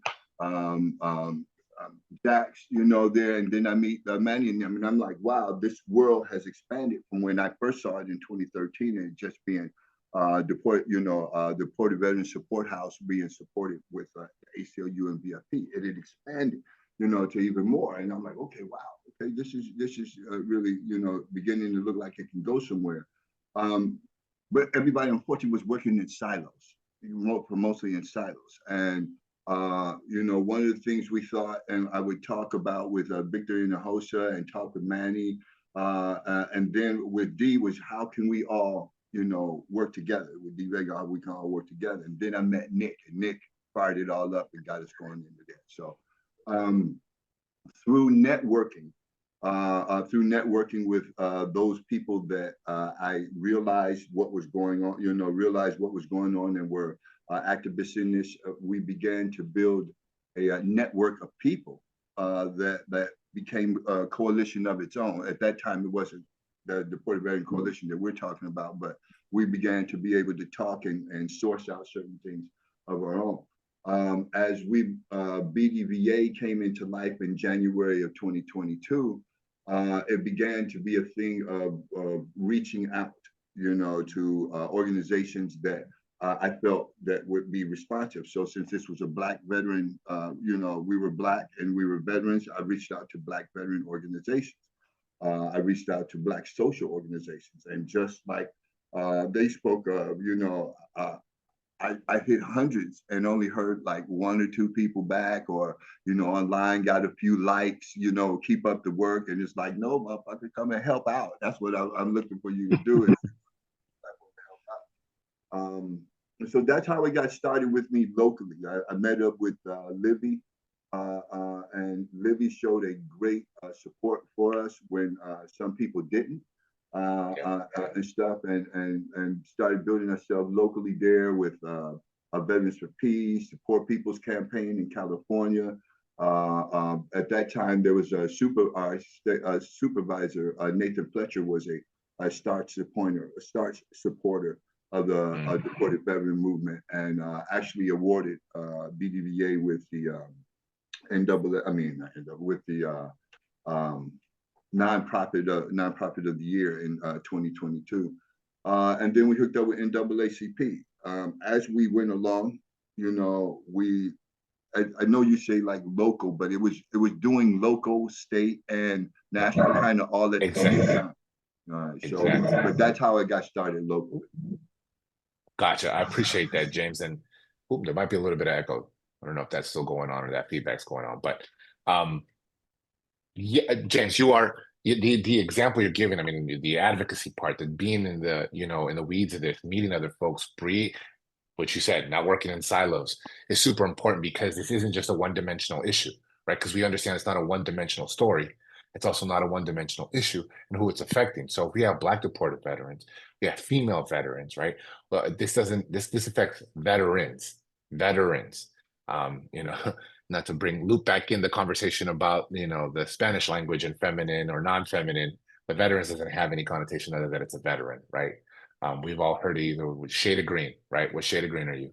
And that's what's important here. And so you were saying to James for a quick second, and Vega, thanks for sharing. I'm gonna let you go on mic for a second after I share this article real quick inside our chat of an example of what can happen. There we go, at a local level. So we got here another Marine, right, who was a city council person as well, Ramon Castro, who hopefully I can, sneak on the Common Defense staff, wink, wink, hopefully. What did he do when he heard this cause and what he wanted to do? He decided to go ahead and for 45 days, walk the southern border, which is 1,954 miles long, to raise awareness about this. This is at the local level, right? He didn't have to change law. He didn't have to go start yelling at congressional people or at the president, have the opportunity to like Cesar to yell at the president. He said, you know what, I'm gonna do something right now in my community. This is the way I'm gonna do it. I have this position of power. This is what I'm gonna do to shed light on the issue. And that's what he did. I'm gonna give another example, folks, at the state level. I'm gonna make sure I copy and paste this. All right, right here. Perfect. At the state level, one of the examples that at the state level, you had here in the state of California, one of the legislators work language. It was Assemblywoman, Assemblywoman Lorna Gonzalez Fletcher, who in an education package, try to make sure that however things are spent, right, some of that spending and some of those programs that offer assistance, legal assistance, can be offered to veterans for free, especially ones who need immigration help. So again, that's at the state level. Is she changing law that's not going to deport veterans? No. But at the state level, there's things that people can do, right? It can be like the access to the thing that the veteran might need that might not be as black and white. There's an example. And then another big example, and the big federal example that I like to share with everybody, as I see we're getting close to the time, is the federal side. And the federal side I will share as this. I'm going to show the quick little video of Representative Joaquin Castro speaking on the Veteran Service Recognition Act, which has been introduced a couple different times, with the last time in the last Congress being spearheaded by Rep. Takano. But I want everybody to hear, you know, what this sounds like in the halls of Congress and the House of Representatives. So I'm going to share real quick, and then I want all of us to be able to at least check this out for the moment.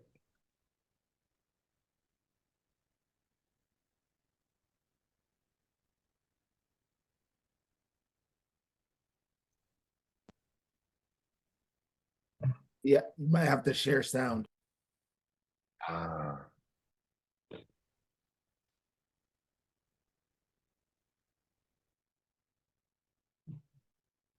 Was the audio not sharing? No, like soon as you Negative. click share, No you'll see voice. the little, you'll see the a little check button at the bottom right, and it'll say share sound. And working it all. Let's go ahead and do this one more time. And now I lost all my things. There we go. Perfect. Right to the beginning. All right. Even here, thinking I'm up to speed. All right. Share. And then somebody said it. Go ahead. What was that? Oh, there it is. Share sound. All right. Ultravis. 2 minutes. Gentleman from Texas, Mr. Castro is recognized for 2 minutes. Thank you, Mr. Speaker. I rise in support of the Veteran Service Recognition Act because it's time to bring our deported veterans home. 5 years ago, I led a delegation of lawmakers to meet with a group of deported veterans at a support house in Tijuana, Mexico. Most of these folks joined the military after 9/11, putting their lives on the line to defend American freedom and the freedom of our allies thousands of miles away. When they enlisted, our nation gladly accepted their service. And if they had perished on the battlefield, they would have been buried as American heroes right here in the United States. But when they came back home and struggled, they were kicked out of the nation they would have died to protect. I represent San Antonio, Texas, known as Military City, USA. And from how I see it, deporting our veterans is one of the worst acts of betrayal that our federal government can commit. The Veteran Service Recognition Act will right this awful wrong by providing an opportunity for deported veterans to apply for permanent residency, and it will help current and future service members apply for naturalization for themselves and their families. This bill is about doing the right thing for those who served. It's time to bring our deported veterans back home. I yield back, Mr. Speaker. Gentleman yields back. There we go. All right, folks. Oh. Hold on. I'm starting to hear my background, and let me make sure I stop this video. There we go. Okay. So folks, again, that's an example. The reason I bring these out is to show there's examples that you can affect your community by bringing this issue up at a local level. We can do it at a state level collectively, and we can do it at a federal level. I know we're 1 minute past the time, so I definitely want to stop there. I want to give everybody the opportunity. I'm going to check in the chat. I want to, first of all, thank everyone who decided to spend their Saturday kicking it with us, understanding this issue. I want to thank everybody who's helped put this together, who spent time, you know, countless hours on Zoom, on Slack messages, you know, coming back and forth on ideas on how we want to present this and how we still are going to present this next week. So don't forget, next Saturday, we have the exact same thing where we're going to go into your Know Your Rights campaign. But I want to thank everybody, and I want to at least open up the floor here for a little bit time over to see if there are any questions.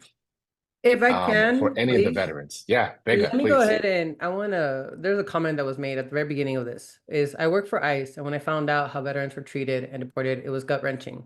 Being a veteran, this is not how I want my fellow brothers and sisters to be treated. I'm willing to help any way I can and pass on information as needed.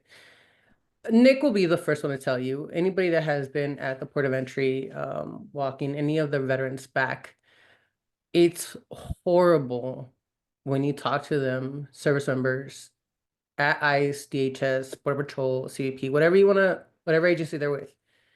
And when you ask them, did you serve? And they said yes. When it's like your own brothers and sisters, And I understand this. Remember, we talked to Raul last conversation. You guys have heard Raul's conversation of how he has deported individuals, right? How he is doing his job, and it sucks. It hurts to see my fellow brothers and sisters be the same ones that deport our fellow brothers and sisters. I wanted to just make that point clear. And yes, we're talking about advocacy in all these many different ways of passive, right? We for a long time as advocates, as different organizations, it took us a while to understand that everybody does it differently. One person can be the change. One person can start it small. You can start at a community. You can do it at your community college. You can do it at any university. Those are spaces that are always welcome to conflict. You could do it at county commissioners meetings.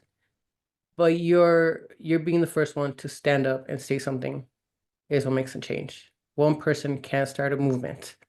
So you're not too small, you're not too big. If you don't know this, you don't know how to do this.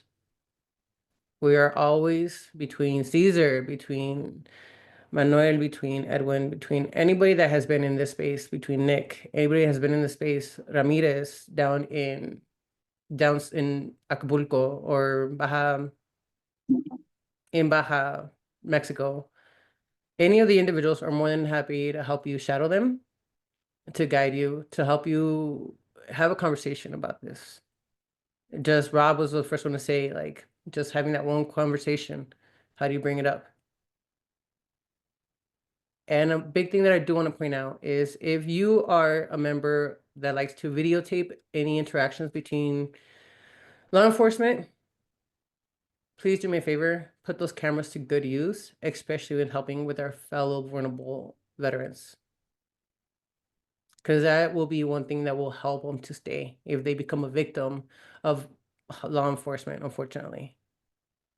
And we're going to need you to stand by. And instead of being action-oriented, I'm also going to need those individuals to not be action-oriented. I know that all you guys were all trained the same way as I was. Fellow brother, fellow sister is going down. You guys will freaking get up and stand in front of them. I know that. I know it for a fact. But these are the times we're going to need to be quiet, to stand in front of our vulnerable veterans, not say a word, and just protect them. Take notes, take names, and stand in front, just like we've done plenty of times. Thanks, Lee. I wanted to open up. Sorry, guys, we're about 5 minutes over, and I want to make sure that we gave the floor to some folks who might want to have questions. Let me at least give the floor for a quick second to see if there's one, and then James, I'll kick it back to you in a quick second if there isn't one off top. Would anybody like to go off mic and ask a question to our veterans who came here to guest speak? So Manny or Cesar or Edwin. Robert, or he's also a Hector. deported veteran. He put one on a chat. He says, so what is the goals during the Trump era? Am I a deported veteran on the bleed discharge? And Tijuana is getting worse. I don't know when I'm leaving. Maybe after I try to raise my service connection disability. I have a house in Cancun, but it is all Mexico's getting bad. Deported people will get recruited by bad people. Cartels will be hit. He's talking the truth. So if there's a service, anybody that knows how to do benefits and help out, Robert, we would greatly appreciate it. But I think that's a conversation for everybody. Yeah, absolutely. And to be able to sign up on our form, we said it before, we're part of coalition. We're not working in silos. James said that he was like, no, I'm not trying to be part of that. I want to work in group and collective. And so our group, if D, thanks for flagging that question. If we have Robert there who's having an issue and a question, hey, come to us. We'll find the place for you so that you can find, help. We are connected in that coalition to tons of social workers, tons of lawyers who can get you the answer. I mean, hey guys, we had Margaret Stock here last week, right? Like, I mean, even her off top, right, during the chat and in the and when people were asking questions, she was, answering the questions for some folks or saying, hey, we're gonna at least point it in the right direction. Oh, Jim's got family over. Does anybody have any other questions? Thanks, Dee, for picking that up in the chat. Does anybody want to come off mic and ask one of our veterans any questions? The question is, what's next? Yeah, good point. And then maybe I didn't answer that, but hold on. I'll answer that in a quick second.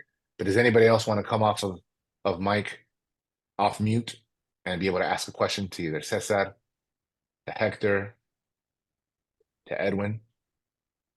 I mean, and this is not the last time you're going to have connections to them folks. To Manny. No, let's go, Edwin. Yeah. What do you why do you feel is next for you? Like, what is it that you need to continue fighting There you go. or to have support? Edwin. Yeah, here. What do you need, buddy? What do I need? Well, the mural, I mean, basically it was me and another guy painting. A little bit of help would be nice, because it's getting, like Robert said, it's getting crazy out here.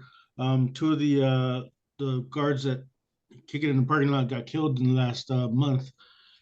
So I mean, I haven't been out there that much because of that same reason. It's just me and some other guy. We can't really watch our back while we're doing it. So Would any members from Combined Arm or anybody that's here in the conversation be willing to travel to Tijuana to be their eyes, to show numbers and let the guys do what they do? You don't have to be the one an artist. You don't have to paint. Just be out there to help them out. I'm not far away from TJ. I can make it. Yeah. Perfect. Caesar, since you're next, my guy, come on. What is it that you need? Do you need more people out there with you at your mural? Do you need more people? You need more contacts, more networking? What do you need, my guy? Yeah, no, activation really. Now that I see, I've been watching Common Defense for a few years, and I actually reached out a few years back.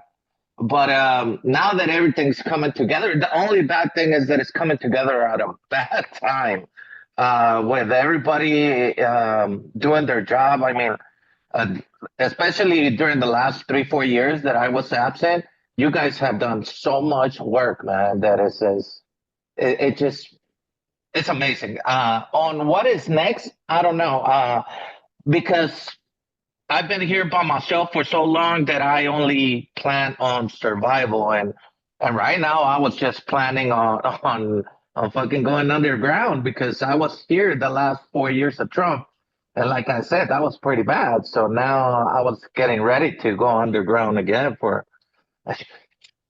go silent for 4 years. That's why I'm going to school, trying to get my degrees in case I get deported again. Well, fuck, at least I go with 4 college degrees. So you need more people around you. You need a Exactly. connection. That's what you need. Yeah. So what I'm getting from you is that you need more members that are in Nevada who are willing to come with you, be your peer support, and make sure you don't feel alone and that you can continue to fight this here, right? That is correct. Perfect. You guys, you heard him straight from Gene, him. don't forget Gene. No, sir, I'm not going to forget Gene whatsoever. I want to make sure I get Hector in here. Barajas. Let's see here. So right now for me, what's next? So I'm still in the process of kind of getting my life back together. Like I said, I hadn't worked my Social Security in 20-something years since I got out of the military, went to prison, and got deported. At one point, I had 10 guys living under my roof with a $300 budget, at the support house, and I give a lot of myself. And one of the things that James pushes for me is to try to work on myself. I suffered a stroke. I had a heart condition failure. I have I'm 80% disabled. I got mental health issues. I got former addict and struggle each and every day. So I got a lot of it's fucked up toe. Just staying clean and sober is the hard one for me. So it's a battle. I'm trying to work on myself, and actually I'm in the process of moving from San Diego to Compton. So I'm going to be living in Compton. Actually, I should be there this weekend, hopefully. I've been moving stuff all this last couple of months, and I closed the bunker down as well too.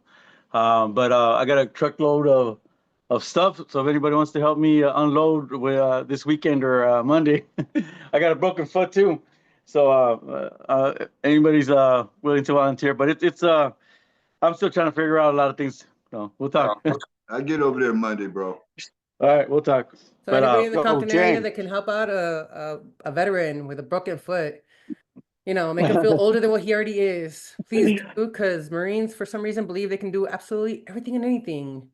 I don't know why. I really don't. He's airborne, though. Can. He's You guys act airborne, like you though. guys can do everything. Yeah, he's airborne. He ain't a He's Marine. airborne. Hey, Oh, my I'm bad. still loading my truck Don't give by him that myself. polish. Don't give him that polish. Don't kill me. Don't kill me. Now I do want to get to. I want to make sure that before we finish this, that we get to Rob Young and we get the guys that presented, and then I want to make sure that we get Gene at the very end because I don't want to miss out on Gene. So Rob, if you don't mind, what is it that you're missing, or that you need, or what's next for you to help out with your documentary and everything? Yeah, so right now we're really focused on raising as much awareness as possible for the next 4 years. To really plan and set the foundation for a solution in the future. Obviously, we're at an uphill battle as it comes to legislation, and so I'm really hyper focused on awareness. And so, like I said, the film itself is a tool, so we're looking to get that in as many colleges as possible to educate the youth. That way, colleges and high schools. With the overall strategy that by the time it comes, there could be public pressure and they're, voters, which is really important. And so really planting those seeds. So if there's any opportunities as far as getting in any public forum, not just colleges, but any public forums, if it's VFWs, American Legions, we have a course discussion for high schools and colleges to help lead teachers and professors to it's pretty much baked in system where they could create a curriculum around the film already done for them. So we made it incredibly easy for them. And then if there's any VFWs or American Legions that want to host any screenings, feel free to reach out. Another thing that we're doing is we're going to be looking to set the foundation for some more lobby days in DC very soon. So raising funds is very, very important. The shirts and the hoodies are a form of us raising funds to be able to do so. Our goal is to make sure that we can get as many veterans out there as possible to be able to uplift their stories themselves, and make sure that we have a strong strategy and planning team that's available to go. Obviously, I'm sure everyone knows that flights are really expensive, and hotels are really expensive, and all of this costs money. And so that's always a thing. So if it's just sharing the hoodies and the shirts and getting those out there, the beautiful thing about it is it's also a walking billboard just to raise awareness. And honestly, whenever I wear the shirt, and people say this all the time, and those who wear the shirts, they can contest to this, that they'll wear the shirt in itself and people will come up to them and ask them, what does that mean? And it's just an automatic conversation starter. Perfect. So if you guys have if you want to connect anybody, and what I mean connection is no, hey, contact out this university, there's somebody. No, what I mean is if you know the commanders at a VFW, if you know the commanders at any American Legion or at any organization or at the university, if you know any professors, be like, hey, this is Rob, he has a documentary. Will you guys be willing to host him? More than anything, it's host them. That way they get paid for, because all this, like he said, is not free. So that'd be really, really great if you guys could connect Rob with all these contacts.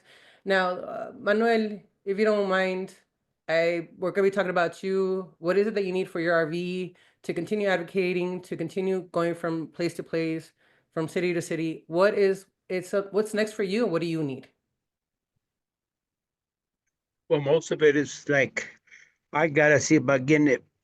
I need to tune up and get it all ready for traveling, and that's what I got to do for it. So, and like I got T-shirts of mine that if any person wants to buy them, which would help me to at least pay like 25 at and it would help me to accumulate, money to fix that RV so I can travel. Yeah, definitely. You guys heard it Huh? from Like don't. Manny. If you guys want to help him with his RV, you guys working on cars, you guys want to, put some more graphics on that RV to pass on this message about advocating, please get with him. There he is, this big old RV. If you haven't seen it, geez. Yep, that's right there. Thank you so much, Manuel. Thank you very much. It's pretty good. It just needs a tune-up, a real good tune-up, and make sure everything's okay to be on the road again. Okay? Perfect. Now, last but not least, it's going to be Nick Bass, fellow colleague, James Smith, and of course, Gene. You guys, I leave the floor to you three. Okay, maybe I could start. I would like to know how common defense could help all over the state the deported like me that didn't get permanent residence back because we're waiting for our post-conviction release. I feel that if the vets get in contact with you, whatever states they are, could y'all get in contact with the DA's office to see if they could do the process quick enough to make their decision? Like me right here in Chicago, they say they won't even be able to help me with HUD, VASH, or anything until I get my status up. So that means I would actually have to stay on this campus until I get my status up, you know. And another thing, common defense here in Chicago, please get in contact with me. I will put myself out there as an example to stop this deportation things. You know, because it's ridiculous. We vets, we serve, and yes, we all make our little mistakes, but we can't keep paying back and forth, you know, for the same mistakes that we made in our lives. And I truly believe it was a blessing for me to go to Haiti, to see my position, where I stand in society. And I want to talk for all the other vets too that didn't make it back, that died, that started the fight for me, not just Haiti, but for all the other countries that didn't get a chance to make it. We got to stop this in their name because I am tired of this. James was telling me keep the Superman cape off. Well, it's back on. And thank you, D. Thank you for, you know, sponsoring me, Nick, James, for all y'all believing in me. And hopefully next week I'll be able to start telling my story, all my losses since I was deported these 17 years, 7 months in Haiti. I ain't gonna keep too much of your time. I'm gonna let other people talk. Thank you. Hey, Gene, we'll definitely reach out. I think all of us are connected to you somehow. So we'll make sure that, like you were saying, in Illinois, we get our members up. There's applying pressure as much as possible. But we'll definitely talk online. I definitely want to be there for you, Gene. Okay, I'll walk with you. Hang in there, Gene. Absolutely. And we'll walk with you too. Okay, thank you. Brother Oscar. I saw some. Yeah, go ahead, Nick.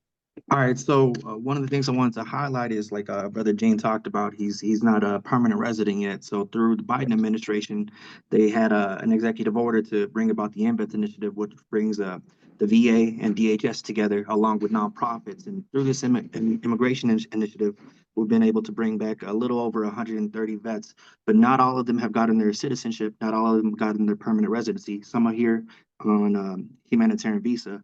And like Gene just pointed out, so some of their visas are about to run out or have run out. So that means that in this next coming administration, they're in limbo. That means they're undocumented. So if you guys who are our audience, like just actively look at your email to put on the spreadsheet that we're sending to you guys. If you guys want to be an active participant, where you guys are. So if we have a veteran in the Chicago area that needs help, that needs food from a food drive, or just needs somebody to watch him while he goes to go check in with ICE, just let us know where you're at so we can let you know if somebody's in your area that you want to help out. So go ahead, Brother Oscar. Exactly. Thank you, Nick. And I put that link up multiple times in the chat, folks. I know we're running. This is a super important conversation, and we want to make sure we share time for everybody to say their piece. I know we're 20 minutes over, so I appreciate everybody's patience. I don't think maybe we lost one person, and that's about it. But next person, Robert, James is going to go next, and then Robert, I see your hands up. You can go next. Hey, Robert, just as a heads up, sorry I took you back down because it looked like you were sharing screen multiple times, so I took you back down. But you will go right after James, okay? Go ahead, James. You have your hands up. One, I just wanted to add on to what you were talking about, Assemblywoman or former Assemblywoman Lorena Fletcher. Besides setting that situation up for them to get legal help, one of the great big things that the Assembly did here was they changed sentencing structure on a lot of nonviolent crimes here in the state of California, so that the sentencing was only 364 days instead of 365. 365 triggered you to automatically be deportable. So there are things, law, that you can do. So those of you that have connections into your state politics, there are mitigating ways that your state can, or you can inform your state that they can do to reduce the ability for them to deport that. That's one. Yeah. The ask that I have is to let you know is BDVA along with BBC, the Black Veteran Caucus here in Common Defense. We want to crack the shell on this ideology that most people keep thinking that this is a Hispanic issue, and go and meet with the CBC. And we want the support of all our compadres to be there for us to help us in building the funding, to doing the reaching out. If you got people you know in the CBC or in one of those offices, to reach out and tell them, hey, you know, we've got a group that wants to come there and teach you about the deported veteran issue, to get you involved, so that you're not just, you know, we don't want them to just be checkbook warriors. I mean, checkbox warriors, you know, and stuff, because that's what they've been in the last couple of times when the BSRA was up. We want them to be vocal and in support of us. So anything you can do to help us get to CBC would be greatly appreciated. Thank you, James. And yeah, they can connect through all of us through that form. That way we can get, you know, you guys connected to Black Deported Veterans as well. I also want to flag in the chat, I know Leo's been saying it a bunch of times, to the veterans, to anyone here, Leo himself does podcasts. He has his media part. So if folks want to connect with him, please, Leo, put your email again one more time in there. He does an amazing podcast. I want to give you the floor, Leo, but we got a little bit of a line, and again, we're going 24 minutes now over, but I want to make sure that everybody has a moment to say something. Next up is Robert Ramirez. You got your hand up, and then after that is Kitty. So Robert, you go ahead and unmute yourself. And if you have a question or a comment, please go ahead. Floor is yours.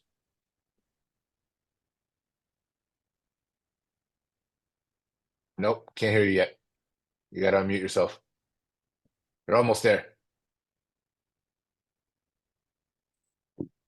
There we go. Hear me? Yep, there's a little bit of a delay, but we can hear you. Yep, we can hear you. Okay. The only thing I want to point out is, and the only reason why I'm mentioning this, my biggest concern is that I like the fact that, you know, there's been videos and there's been awareness about everybody like pointing out the problems and everything that's going on between a deported veteran, to the point of gonna be deported, in the process of being deported, like in the detainment center, and finally living the life of a deported veteran. Yesterday, when I spoke with an attorney, I spoke with Edwin about this. He was telling me that, you know, that it looks pretty on Netflix, it looks pretty on YouTube, it looks pretty on the news. What can we do differently in order for them to look at us like, you know what, something needs to be done? Because those comments that was done to me by that lawyer, it made me feel like, wait a minute. I mean, I know they're trying to get a story out of us, but when are they going to take us serious? What do we have to say or do to change the narrative for them to look at us and go, you know what, something needs to be done? Yeah, absolutely, Robert. And you're 100% on. I think some of our veterans here who told their story said the same thing in a different form, right? Hey, we did it this way. No one was listening. We got to build this course. That's what the intention of this is right here, is to allow other people to hear the story, so we get more collective power, right? It's different, right? If it's different, if we have influence, you know, one or two congressional conversations, it's different when it looks like 2025. It looks different when we're still applying pressure through a narrative strategy that now starts calling out names, right? I want you to go back to the example of Siscomani, Rep. Siscomani in Arizona. Through the work that we did when we first started doing a couple meetings, this is just via Zoom, right? Hey, we want to tell you about this issue, deported veterans, right? Our other member in Arizona, another staff member, Derek at the time, who had great connections, you know, through journalism in Arizona and whatnot. When he started seeing we were getting moving on this, he started flagging this story to somebody, one of the journalists. The journalist decided to go to Siscomani's veterans, right? Veterans roundtable, and just said, hey, you know, I'm a journalist for this newspaper. I heard that people have brought up to you the deported veterans issue. What are you going to do about it? Right away, the phone call starts changing. Right away. Oh, no. Yeah, we'll do a meeting. We didn't hear about it. I've never heard about it. So now we're calling out folks, right? There's a difference between constantly pleading and then applying pressure, right? Right. And that's just a small example of how, as a collective, we can apply pressure. The yelling part, yeah, we know some folks ain't going to listen, but the pressure part, not just the conversations, the follow-up conversations, the films, the getting people involved, the stories, the taking, who was it? Gene. Gene said it just a second ago. Hey, man, I'm willing to do whatever I got to do. Use me as the example, right? Folks are willing to actually use their stories.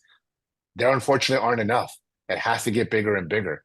I mean, think about it. Cesar was just with the president. He took his shot, shot his shot. Hey, we got some stuff maybe moving. I know there might have been a program that kind of developed because of that. We can't just give up. That's the difficult part, is that things don't happen just overnight. We just have it get bigger and bigger. And again, to kind of summarize, Robert, that's what this is.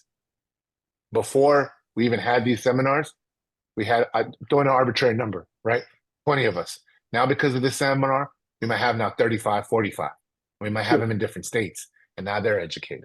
Can I say something else? But yeah, Hector, go ahead. So one of the things and you're right on money about, this should be an easy fix. A veteran should be deported, but because it's an immigration issue, not to me, and we're criminals. It's just unfortunately the politicians are unless there's their constituents and more people are pushing them, because there's a bunch of Democrats that won't even sign the bills.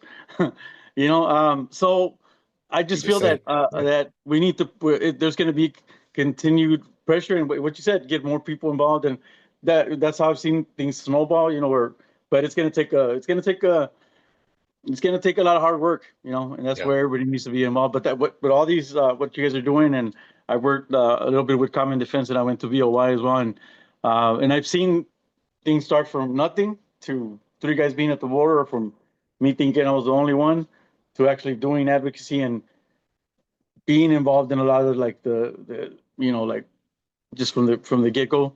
But it's still going to take a lot more work. But now look to all these people that are involved in, but it's still going to take a lot, It's going to take, but that's it, just getting, I love what you guys are doing, where it's going to, city, federal, state, because we really need to push these politicians, because they're just, it seems like pressure is going to have to be put to them.